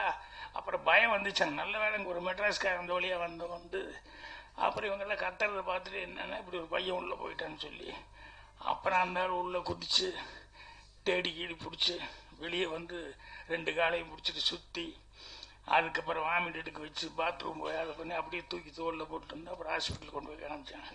சரி, இவங்கெல்லாம் இந்த விஷயங்கள்லாம் பார்க்கும்போது எனக்கு அந்த ஸ்விம்மிங்கில் வந்து சரி ஏன் இது தான் அப்படி இருக்குதுன்னு சொன்னோம்னா, இப்போ என் பொண்ணு நல்லா நீச்சல் அடிப்பாள். அவள் ஸ்கூல் ஃபஸ்ட்டோ ஏதோ ஸ்டேட் லெவலையோ வந்திருக்கா அவனை நீச்சல் அடிக்கிற நேரத்தில். பையனும் நல்லா ஸ்விம்மிங் பண்ணுவான். ஆனால் இவங்கெல்லாம் இந்த ஸ்போர்ட்ஸ் நேரத்தில் நடந்த சில இன்சிடென்ட்டு பூர்ணிமா சொல்கிறது கேள்விப்படும்போது ரொம்ப ஆச்சரியமாக இருக்குது. என்னென்னா, இந்த சாந்தனு ஸ்விம்மிங்கில் நல்லா நீச்சல் அடிக்கிறான். அவங்க தாத்தா போய் ஒரு ஓரமாக உட்காந்துட்டார், அதாவது பூர்ணிமாவோட அப்பா. மற்ற பேரண்ட்ஸ் எல்லாம் பையன் இப்படி தான் குதிச்சு இப்படி தான் நீந்திட்டு வர போகிறான்னு எல்லாம் எதிர்த்தாப்புல போயிட்டு இருக்காங்க. எங்கள் மாமனார் வந்து அவர் கொஞ்சம் ஒரு ஸ்போர்ட்டிங் டைப்பு. இதெல்லாம் அவாவாக கற்றுக்கணும், அவாவாக வந்து இது என்ன நம்ம போய் என்னது அப்படிங்கிற மாதிரி அவர் அப்படி நினைக்கிறவர். இவன் ஃபஸ்ட்டு அழுவணுன்னே டக்குன்னு ஸ்விம் பண்ணி வந்தான். முன்னால் வந்துக்கிட்டு இருந்தான். சரி வந்துட போகிறான்னு எல்லாம் நினச்சிக்கிட்டு இருந்தா, இந்த முன்னால் அவங்க பேரண்ட்ஸ் வந்து நின்றுருப்பாங்கல்ல, அவங்க பையங்களை பார்த்து கமான் கத்துன்னு வந்தவன் அப்படியே ஷாக் ஆகிட்டான். ஏன்னா இவனுக்கு கத்துறதுக்கு யாருமே இல்லை, மற்றவங்க பேர் சொல்லிக்கிறது. அப்படியே ஷாக் ஆகி அப்படியே திரும்பி நேராக வந்து பழையபடி ஏறிட்டான். என்னென்னா, இல்லை அவங்களாம் கத்துறாங்க, எனக்கு பயமா இருந்தது, அதான் வந்துட்டேன் அப்படின்னா. ஸோ இது பூர்ணிமா இன்னைக்கு சொல்லி சிரிக்கும். அதே மாதிரி என் பொண்ணு இந்த ரன்னிங் ரேஸில் டாப் பண்ணி இது பண்ணி எல்லாம் ஓடி வந்திருக்காங்க. முன்னால் வரல, ஒரு 3வது 4வது தான் ஓடி வந்துட்டு இருந்திருக்கான். வந்து அங்கே அந்த இடத்த ரீச் பண்ணிட்டு போகிறதுக்கு அங்கே வந்து நிறையா இந்த சாக்லேட்டு அது இது டாய்ஸ் இதெல்லாம் வச்சுருப்பாங்க. ஸோ வந்து ஆளுக்கு ஒன்று எடுத்துகிட்டு போகணும்னு சொன்னோடனே ஓடி வந்திருக்கா. வந்து குப்புன்னு உள்ள எல்லாரும் முட்டி மோதணுன்னே மற்ற ஸ்டூடெண்ட்டு இவன் அப்படியே ஷாக் ஆகி பின்னாடிட்டான் ஓடி வந்தவ. அப்புறம் எல்லாரும் எடுத்துகிட்டு போனதுக்கப்புறம் பார்த்தா ஒருத்தர் இல்லைன்னு சொன்னதுக்கப்புறம் மெல்ல போய் ஒன்று எடுத்துட்டு திரும்பும்போது பார்த்தா இவளை விட சின்ன பொண்ணு ஒன்று வந்துட்டு இருந்தா. அதை வந்து அம்மளு வந்து அந்த குழந்தை கையில் கொடுத்துட்டு அப்புறம் இவ போய் அதை எடுக்க போனான். எல்லாரும் கிளாப்ஸ். ஸோ எங்கள் குழந்தைங்க வந்து இப்படி அவங்க வளரும்போது ஸ்போர்ட்ஸ் அப்படிங்கிறது. ஸோ ஸ்போர்ட்ஸ் அப்படிங்கிறதுல வந்து இந்த ஸ்போர்ட்ஸ்மேன்ஷிப் அப்படிங்கிறது ஒன்று இருக்குது. அது என் லைஃப்லேயே நடந்தது. அதுவும் நான் கேரம் போர்டு ஆடுறதுல வந்து நல்லா ஆடுவேன். என் ஏரியாவிலேருந்து புதுசாக ஒரு ஏரியாவுக்கு போய் அங்கே வீடு ஷிஃப்ட் ஆகி போனதுக்கப்புறம் அங்கே கேரம் போர்டு ஆடு அங்கே போய் பார்த்தா அங்கே ஒரு கிளப் இருந்தது, ஜீவா மன்றோன்னு. அங்கே போய் உட்காந்து சரி ஒரு புது பையன் ஆடுறேன்னா அங்கே இருக்கவங்க எல்லாம் அப்படியே பார்ப்பாங்கல்ல, யார் நம்ம ஏரியாவுக்குள்ளே எவனோ ஒருத்தர் புதுசாக வந்திருக்கான்னு. அதுலேயும் ஜெயிச்சோன்னு வச்சுக்கோங்களேன், டென்ஷன் ஆயிடுவாங்க. உடனே அவங்க அங்கே யாரெல்லாம் நல்லா ஆடுவாங்க அப்படின்னு சொல்லி பார்த்து அவனை ஒரு நாளைக்கு கூப்பிட்டு, சார் எப்போ வருவீங்க? 2 நாள் வரும். ஏய் அவனை எப்படியா சொல்லு அந்த கோபியோட ஆடவை அப்படின்னு. இப்போ எல்லாம் பயங்கரமாக வேடி பார்ப்போம். இந்த கோபி தோத்துட்டான்னு மறுபடியும் டென்ஷன் ஆகிடுவாங்க. இப்போ என்ன ஒரு எதிரி மாதிரியே பார்ப்பாங்க. மறுபடியும் எப்போ வருவீங்க அப்படின்னு. இல்லை வருவாங்க, 2 நாளில் வருவேன். சே இந்த நேரம் பார்த்து பழனிசாமிலாம் போயிட்டா அப்படி அப்படின்னு சொல்லிட்டு எல்லோரும் ஃபீல் பண்ணுவோம். அப்புறம் அடுத்த தடவை வந்தால் ராமசாமி நீ ஆடுமோ அவனும் தோத்துருவான். சே இந்த நேரம் பழனிசாமிலாம் போயிட்டான். எப்போ தோத்தாலும் இந்த நேரம் பழனிசாமிலாம் போயிட்டா அப்படின்னா அப்போ பழனிசாமின்னு ஒரு நல்ல பிளேயர் அங்கே இருக்காரு, அவன் தான் லீடிங் பிளேயரு. ஸோ அவன் கூட என்ன ஆட வைக்கணும் அப்படிங்கிறதுல வந்து பயங்கர ஒரு இதில் இருந்து அப்புறம் ஒரு டேட்டே ஃபிக்ஸ் பண்ணிட்டாங்க. என்னென்ன சார் சண்டே மிஸ் பண்ணாமல் நீங்கள் வந்துடுங்க, ஏன்னா அந்த பழனிசாமிக்கு அன்றைக்கி தான் மில்லு லீவு, அவசியம் நீங்கள் வந்துடணும். அப்புறம் சரி ஒரு பெரிய பிளேயர் கூட நம்ம ஆட போகிறோம் அப்படின்னு சொல்லிட்டு வந்து உட்கார்ந்தோம். அப்புறம் அவர்கிட்ட நம்மளை பற்றியும் சொல்லியிருப்பாங்கல்ல, ஒரு பையன் வந்தான் இப்படி, அவன் ஏதோ வேறு ஏரியாக்கார பையன், ஆனால் நல்லா ஆடினா நீ இல்லைன்னு தான் நீ தான் ஜெயிக்க முடியும், அவன் நல்லா ஆடுறான் அப்படின்னு. அப்புறம் வந்து நீ 2 பேரும் மீட் பண்ணிட்டு அதில் ஒரு நல்ல கையெல்லாம் கொடுத்துட்டோம். அப்புறம் சரி ஆடலன்னு அந்த ட்ரையல் கேம் ஆடுவோம் இல்லையா, அந்த ட்ரையல் கேம் போட்டோம். அப்புறம் ஹிட் அடிச்சோன்னே நான் வந்து சும்மா ஒரு காய் போட்டு அப்படி இது பண்ணேன். அவர் எடுத்தோன்னே டபால் டபால்னு டக்குன்னு பாக்கெட்டுக்கு போட்டேன். ஆனால் நான் பார்த்துக்கிட்டே இருக்கிறேன். அப்புறம் என்கிட்ட வரும்போது மறுபடியும் ஒரு காயை போட்டு அப்படியே ஸ்லோ மறுபடியும் எடுத்தான், டக்குன்னு போட்டான். அப்புறம் உடனே அவங்க எல்லாம் கை தட்டுறாங்க பயங்கரமாக. ஏன்னா அவங்க அதுதானே எதிர்பார்த்துருக்காங்க, எப்படா பழனிசாமி வருவார் இவன் மண்ணை கவுவான் அப்படின்ட்டு. அப்புறம் நானும் பேசாமல் இருந்துக்கிட்டேன். அப்புறம் இன்னொரு ட்ரையில் ஆடலாமா அப்படின்னு சொல்லி கேட்டேன். பயந்துட்டாருல்ல, இன்னொரு தடவை ட்ரையல் கேம் ஆடணுங்க. அப்புறம் செகண்ட் டைம் ட்ரையல் ஆடும்போதும் அப்பவும் நான் கவனித்தேன். அப்பவும் சிங்கிள் காயின் மட்டும் பர்ஃபெக்டாக போட்டுருந்தான். இதை நான் அப்சர்வ் பண்ணிட்டேன். இப்போ ஹிட்டு டாஸ் போட்டு ஹிட் அடிக்கலான்னு அடித்தோடனேயுமே நான் ஃபஸ்ட்டு என் கைக்கிட்ட இருக்கிற காயெல்லாம் விட்டேன். இந்த பாயிண்ட் கொண்டு அந்த பாயிண்ட் கொண்டு எது டபுள் பாயிண்ட் போதுன்னு அடித்தேன். டபுள் பாயிண்ட் போய் விழுந்தோன்னே இப்போ அவன் டென்ஷன் ஆகிட்டான், கூட்டமே டென்ஷன் ஆகிட்டான். என்ன கைக்கிட்ட இருக்கிற காயை விட்டு இருந்தாலும் டபுள் பாயிண்ட் போடுறான். அப்புறம் அடுத்தது என்ன ஆட போகிறேன்னு அடுத்து ஒரு காயை போட்டு இன்னொரு காய் ரூட்டு பண்ணேன், ஸ்ட்ரைக் ரூட்டு. எல்லாம் அப்படியே முழிக்க ஆரம்பித்தாங்க. இப்படியே ஆட ஆரம்பிச்சோன்னே அவன் நல்லா காயின் போட்டுருந்தவன் டென்ஷன் ஆகி நர்வஸ் ஆகிட்டான். அப்புறம் பார்த்தா சரியாக காயின் விடுவில்ல. அப்புறம் நான் மெல்ல கொஞ்சம் யோசித்தேன், என்னடான்னா இங்கே பூரா இன்றைக்கி அவனை ஹீரோவை எதிர்பார்த்துருக்கான். அவன் டென்ஷன் ஆகி சரி ஆட மாட்டேங்கிறான்னு சொன்னோன்னே நான் அப்படியே ஸ்லோ டவுன் பண்ணிட்டேன். இதில் என்னென்ன பந்தயம் கட்டுவோம் எல்லாத்துக்கும், சபைக்கே எல்லாத்துக்கும் அங்கே ரொட்டி பன்னு, இந்த ஸ்வீட் பன்னு, கேக்கு, காஃபி அப்படின்னு அந்த 15 பேருக்கான 15 பேருக்கு பந்தயம் கட்டுவோம். இது பந்தயம் கட்டி ஆடிட்டுருக்கோம். இப்போ நாம் எல்லாம் அடுத்து போடு ஆடும்போதெல்லாம் கொஞ்சம் ஸ்லோ டவுன் இருந்துச்சு. கடைசியில் 29 எடுத்து தான் கேம் ஒன்று 28 ஆளுங்கிற லெவலில் ஆடி அப்புறம் லாஸ்ட்டில் வந்து நான் தோற்று மாதிரி நான் விட்டேன். அவன் ஜெயிச்சிட்டார். அப்புறம் உடனே அவங்க சபையில் எல்லோரும் கைத்தட்டல், ஏன்னா அவங்க ஆளு அப்படின்னு ஒன்று. அப்புறம் சபாஷ் பழனிசாமின்னு எல்லோரும் கை கொடுக்காங்க. நானும் கை கொடுத்துட்டு அப்படியே வந்துட்டேன். அப்புறம் வந்து ஒரு டீ சாப்பிடலாமா சார் அப்படின்னா சாப்பிட்லான்னு. அப்புறம் உள்ளே போனோடனே டீ சாப்பிட்றதுனால அந்த பழனிசாமி எனக்கு கை கொடுத்தா அப்படின்னு, ரொம்ப தேங்க்ஸுங்க. என்னென்ன இல்லை நீங்கள் வேணுன்னே விட்டு கொடுத்தீங்க, அதுதான் நான் ஜெயிச்சு எனக்கு தெரியும். இல்லை நீ நல்லா இல்லை சார் எனக்கு தெரியும். ஃபஸ்ட்டு நீங்கள் 2 காயின் எப்படி டபுள் பாயிண்ட்டாக போட்டீங்க அதுலேயே எனக்கு தெரியும் உங்கள் ஆட்டம் எப்படிங்கிறது தெரிஞ்சுட்டேன். ஆனால் எனக்கு எங்கள் ஆளுகள்லாம் எதிர்பார்க்குறாங்கிறதுக்காக நீங்கள் விட்டுட்டீங்க.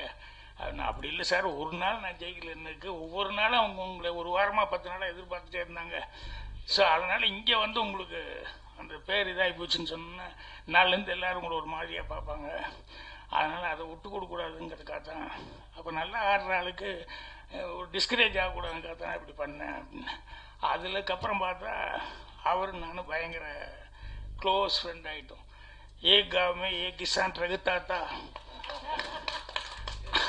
அந்த பழனிசாமி தான் அந்த கேரக்டர்.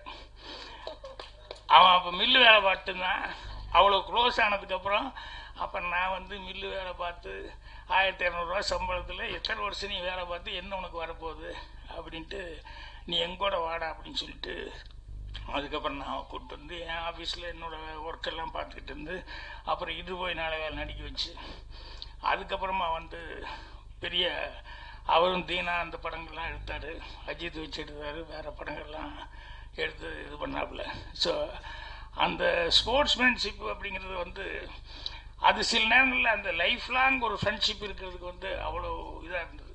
ஸோ அதெல்லாம் வந்து இப்போ இவங்ககிட்ட வந்து உட்காந்து இவங்க ஒவ்வொருத்தராக பேச பேச பேச பேச எனக்கு அதெல்லாம் அப்படியே மைண்டுக்கு வந்துட்டு இருந்தது. ஸோ உண்மையிலேயே அவங்களுக்கு சொல்கிறாங்க, இதில் ஸ்போர்ட்ஸில் நிறைய அப்டக்கிள்ஸ் இருக்குது, இதெல்லாம் தாண்டி வரணும். பெண்கள்னாலே அப்டக்கிள் தான், பெண்கள் சாதாரண எல்லாத்துலேயும் தடை இருந்துக்கிட்டே தான் இருக்கும் ஆரம்பத்துலேருந்து. அதெல்லாம் நீங்கள் தாண்டி வர்றது அப்படிங்கிறது ஸ்போர்ட்ஸ்க்கு மட்டுமல்ல, எல்லாத்துலேயும் தாண்டி தான் வந்தாகணும். அதுதான் உண்மையான நிலவரம். இன்றைக்கி அதை வந்துட்டுருக்காங்க. விஜய்க்கு வந்து ஃபஸ்ட்டு நான் கேமரா சான்ஸ் கொடுத்தேன் சின்ன வீட்டில். அப்போ எல்லோரும் சொன்னாங்க, அது ஒல்லியாக இருக்கிறது புள்ள இதுக்கு போய் கேமரா சான்ஸ் கொடுக்குற ஃபஸ்ட் டைம் இது சரியாக வருமா அப்படின்னு. நான் சொன்னேன், அவங்க அப்பா ஒரு டைரக்டர், அவங்க அம்மா ஒரு ஆர்டிஸ்ட்டு, ஸோ பிளட்லேயே அது இருக்கு என் சினிமாங்கிறது. அதனால் அசோக் குமார்ங்கிறது அவ்வளோ பெரிய கேமராமேன். ஸோ குருநாதரும் இவ்வளோ திறமையான ஆளுங்கும்போது நிச்சயமாக மிஸ் ஆகாது, அதனால் எனக்கு நம்பிக்கை இருக்குது அப்படின்னு சொல்லிட்டு அப்புறம் அந்த விஜய் வந்து ஃபஸ்ட் டைம் கேமராமேன் நான் இது பண்ணேன். அந்த பொண்ணு கேமராவில் வந்து பண்ணி இது பண்ணதை விட அதுக்கப்புறம் பார்த்தா இப்போ சரிக்குமா அந்த இது இருக்க, அதுக்கே அவள் தான் in charge, main head of the department Vijay தான். ஸோ இன்றைக்கி ஒவ்வொருத்தரும் வந்து சொல்லும்போது பார்த்தா எனக்கு விஜய் அப்படி இப்படின்னு சொல்லும்போது பார்த்தா ரொம்ப சந்தோஷமாக இருக்கும், ரொம்ப ஆச்சரியமாக இருக்கும். ஏன்னா அந்த அளவுக்கு அந்த பொண்ணு வந்து இதில் இல்லைன்னா கூட அது, அது இல்லைன்னா அது அப்படிங்கிற மாதிரி அவ்வளோ ஸ்போர்ட்டிவாக வந்து அவள் வந்து அவ்வளோ டேலண்ட்டாக எல்லாத்தையும் பண்ணிக்கிட்டு இருக்கா. ஸோ அதனால் பெண்கள் அவங்க நினச்சா எதை வேணாலும் செய்ய முடியும், சாதிக்க முடியும். அதுக்கான சந்தர்ப்ப சூழ்நிலையில் பேரண்ட்ஸ் இப்போ அந்த பொண்ணு சொல்லும்போது ரொம்ப பெருமையாக இருந்தது. ஆர்த்தி, எனக்கு எங்கள் அப்பா அம்மா தான் சப்போர்ட்டு அப்படின்னு சொல்லி. ஏன்னா அவங்க பார்த்து ஒரு கல்யாணம் பண்ணி வைக்கணும்னு சொல்லியிருந்தோம்னா முடிஞ்சு போச்சு, அவ்வளோதான், ஒன்றும் பண்ணியிருக்க முடியாது. ஆனால் அவங்க வந்து இல்லைம்மா உனக்கு இன்ட்ரெஸ்ட் இருக்கா பண்ணு, அதுக்கப்புறம் நடிக்கணுமா பண்ணு அப்படின்னு சொல்லிட்டு எல்லா விதத்துலையும் என்கரேஜ் பண்ணது அப்படிங்கிறது இருக்கு, அது ஒரு பெரிய சமாச்சாரம். ஸோ இவங்கெல்லாம் பண்ணும்போது இதெல்லாம் சந்தோஷமாக இருக்குது. அதே நேரத்தில் இன்னொன்று நினைப்பேன், இந்த கராத்தே குங்ஃபு இந்த மல்யுத்தம் இதில் இருக்கிறவங்கள போய் இப்போ நான் என்கரேஜ் பண்ண முடியாது. ஏன்னா இவங்களுக்கு கல்யாணம் ஆகுமாங்கிறது ஒரு சின்ன சந்தேகம் வந்துடும். ஏன்னா இதில் எப்படி ஓடினாலும் எப்படி பண்ணாலும் கல்யாணம் பண்ண வர்றவன் பயப்பட மாட்டான். ஆனால் கராத்தேல கெட்டிக்காரி மல்யுத்தத்தில் கெட்டிக்காருன்னா கொஞ்சம் யோசிப்பா, பொண்ணு பார்க்க வர்றதுலேருந்தே அவனுக்கு ஒரு டவுட்டு. ஸோ அவங்க தான் கொஞ்சம் யோசிக்கணும். ஏன்னா ஒரு மலையாள படம் பார்த்தேன், உண்மையில் ரொம்ப ரஷ்யா, என்னோட டைப் கேரக்டரைசேஷன் அந்த ஹீரோ, அவர் கொஞ்சம் பந்தாவா ஒய்ஃப்கிட்ட ஊன்னு சொல்லிட்டு இந்த சின்ன வீட்டில் நான் பண்ணுற மாதிரி பயங்கரமாக எல்லாம் பண்ணிட்டு இருப்பான். அப்புறம் இவர் கொஞ்சம் கராத்தே வேற கற்றுருப்பார், அதனால் அந்த பொண்ணுக்கிட்ட எதாவது பேசும்போது அப்படின்லாம் அடிப்பார். அது பார்த்துக்கிட்டே இருக்கும். அப்புறம் ஒரு தடவை அப்படின்னு பிளாக் பண்ணும், பிளாக் பண்ணுறியா அப்படின்னு இப்படி அடிப்பார். மறுபடியும் பிளாக், ஓ பிளாக் எல்லாம் பண்ண தெரியுமா, எங்க அடிச்சிருவியா நீ என்ன, மறுபடியும் 2 தடவை தட்டி விட்டு ஒரு அடி அடிக்கும், அவ்வளோதான் அப்செட் ஆயிடுவான். அப்புறம் போய் இல்லை என்ன இவன் கராத்தல் இப்படி இருக்காளே அப்படின்ட்டு இவன் போய் மறுபடியும் கொஞ்சம் பயங்கரமாக ரெடி ஆவான். ரெடி ஆகிட்டு அப்புறம் ஒரு நாள் வந்து யாரும் வீட்டில் இல்லாத நேரத்தில் இப்போ வா, அவள் வேண்டாங்கன்னு இப்போ வா அப்படின்னு சொல்லிட்டு மறுபடியும் ஃபைட்டு. அப்புறம் பார்த்தா அடித்தா ரோட்டில் வந்து விழுவான். எல்லாம் வீட்டுக்கு வர்றவங்கெல்லாம் பார்த்தா அங்கே ஏதோ தேடுற மாதிரி அப்படியே ப்ரிட்டன் பண்ணிட்டு இருப்பான். அந்த படம் அவ்வளோ நல்லா இருந்தது.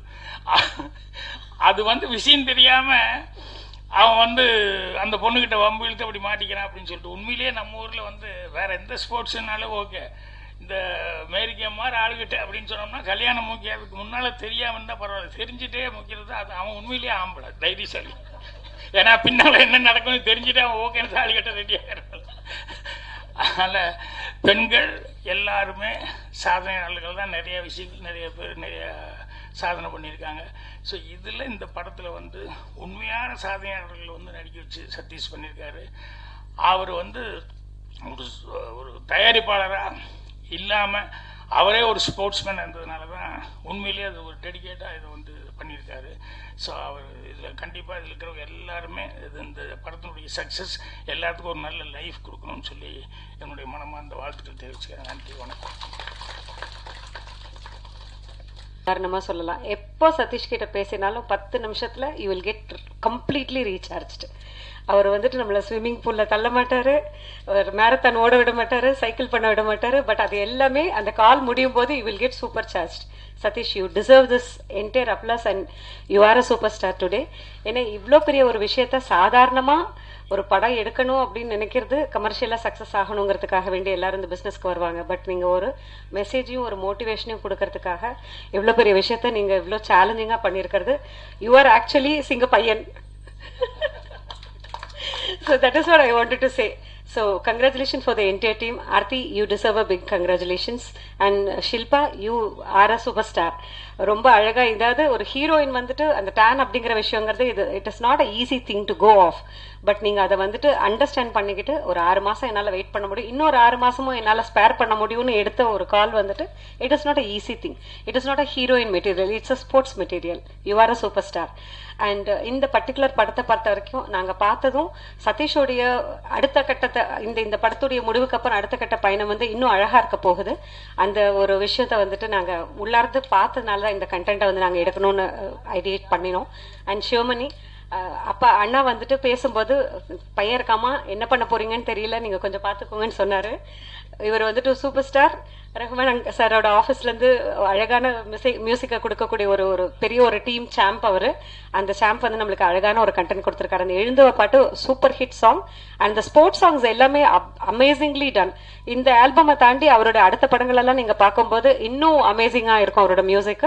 இந்த படம் வந்து ஒரு ஸ்போர்ட்ஸ் டிராமாங்கிறனால அவரோட கண்டென்ட் வந்துட்டு இந்த ஸ்போர்ட்ஸ்குள்ளேயே இருக்கு. பட் அவருடைய இசையும் அவருடைய மெலடியும் அற்புதமான ஒரு விஷயம் அடுத்தடுத்த படங்கள்ல நீங்க பார்க்க போறீங்க. அண்ட் இந்த படத்தை வந்து நம்ம சப்போர்ட் பண்ணலன்னா வேற யாரும் சப்போர்ட் பண்ண முடியும்? அதனால ஐ request the entire media people, இது ஒரு என்டர்டெயின்மெண்ட் படமா இல்லாம நம்ம வீட்டுல இருக்கக்கூடிய குழந்தைகளை மோட்டிவேட் பண்றதுக்கு தயவு செய்து வீட்டுல இருந்து நம்ம குழந்தைங்களை இந்த படத்தை பாக்குறதுக்கு அலோ பண்ணினோம்னாலே அந்த வேர்ட் ஆஃப் மவுத் கண்டிப்பா நம்ம வீட்டுல ஒரு ஸ்போர்ட்ஸ் ஸ்டார் இருந்தா அந்த ஸ்போர்ட்ஸ் வந்து நம்ம எப்படி நம்ம பசங்களுக்கு கடந்து கொண்டு போவோமோ, நீங்க நியூஸ் பீப்புளா இருந்து உங்க வீட்டுல இருக்கிற பசங்களை இந்த படத்தை கடந்து கொண்டு போனீங்கனாலே பெரிய வெற்றி அடைஞ்சிரும்ங்கிறது என்னுடைய ஒரு சின்ன நம்பிக்கை. எல்லாருக்கும் வாழ்த்துக்கள், எல்லோருக்கும் நன்றி. தயவு செய்து இந்த மாதிரி ஒரு படத்தை நம்ம சப்போர்ட் பண்ணணும்னு நான் ரொம்ப வேண்டி விரும்பி கேட்டுக்கிறேன். என்னுடைய managing director and CEO mister Girish Kumar and Kumar தவரானியோட சார்பாகவும் இந்த என்டையர் டீமுக்கு என்னுடைய கங்க்ராச்சுலேஷன்ஸும் வாழ்த்துக்களும். நன்றி.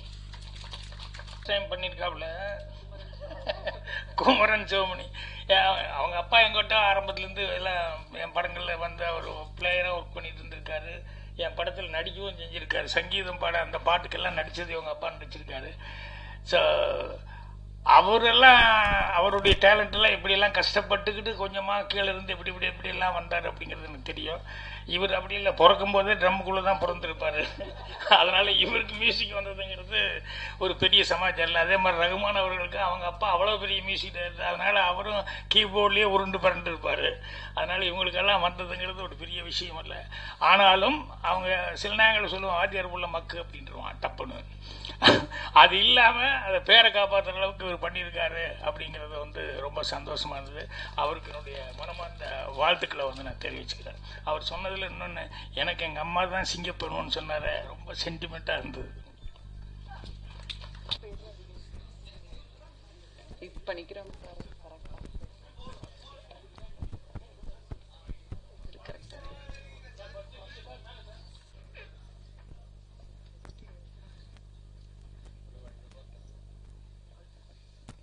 கொடுக்குற மாதிரி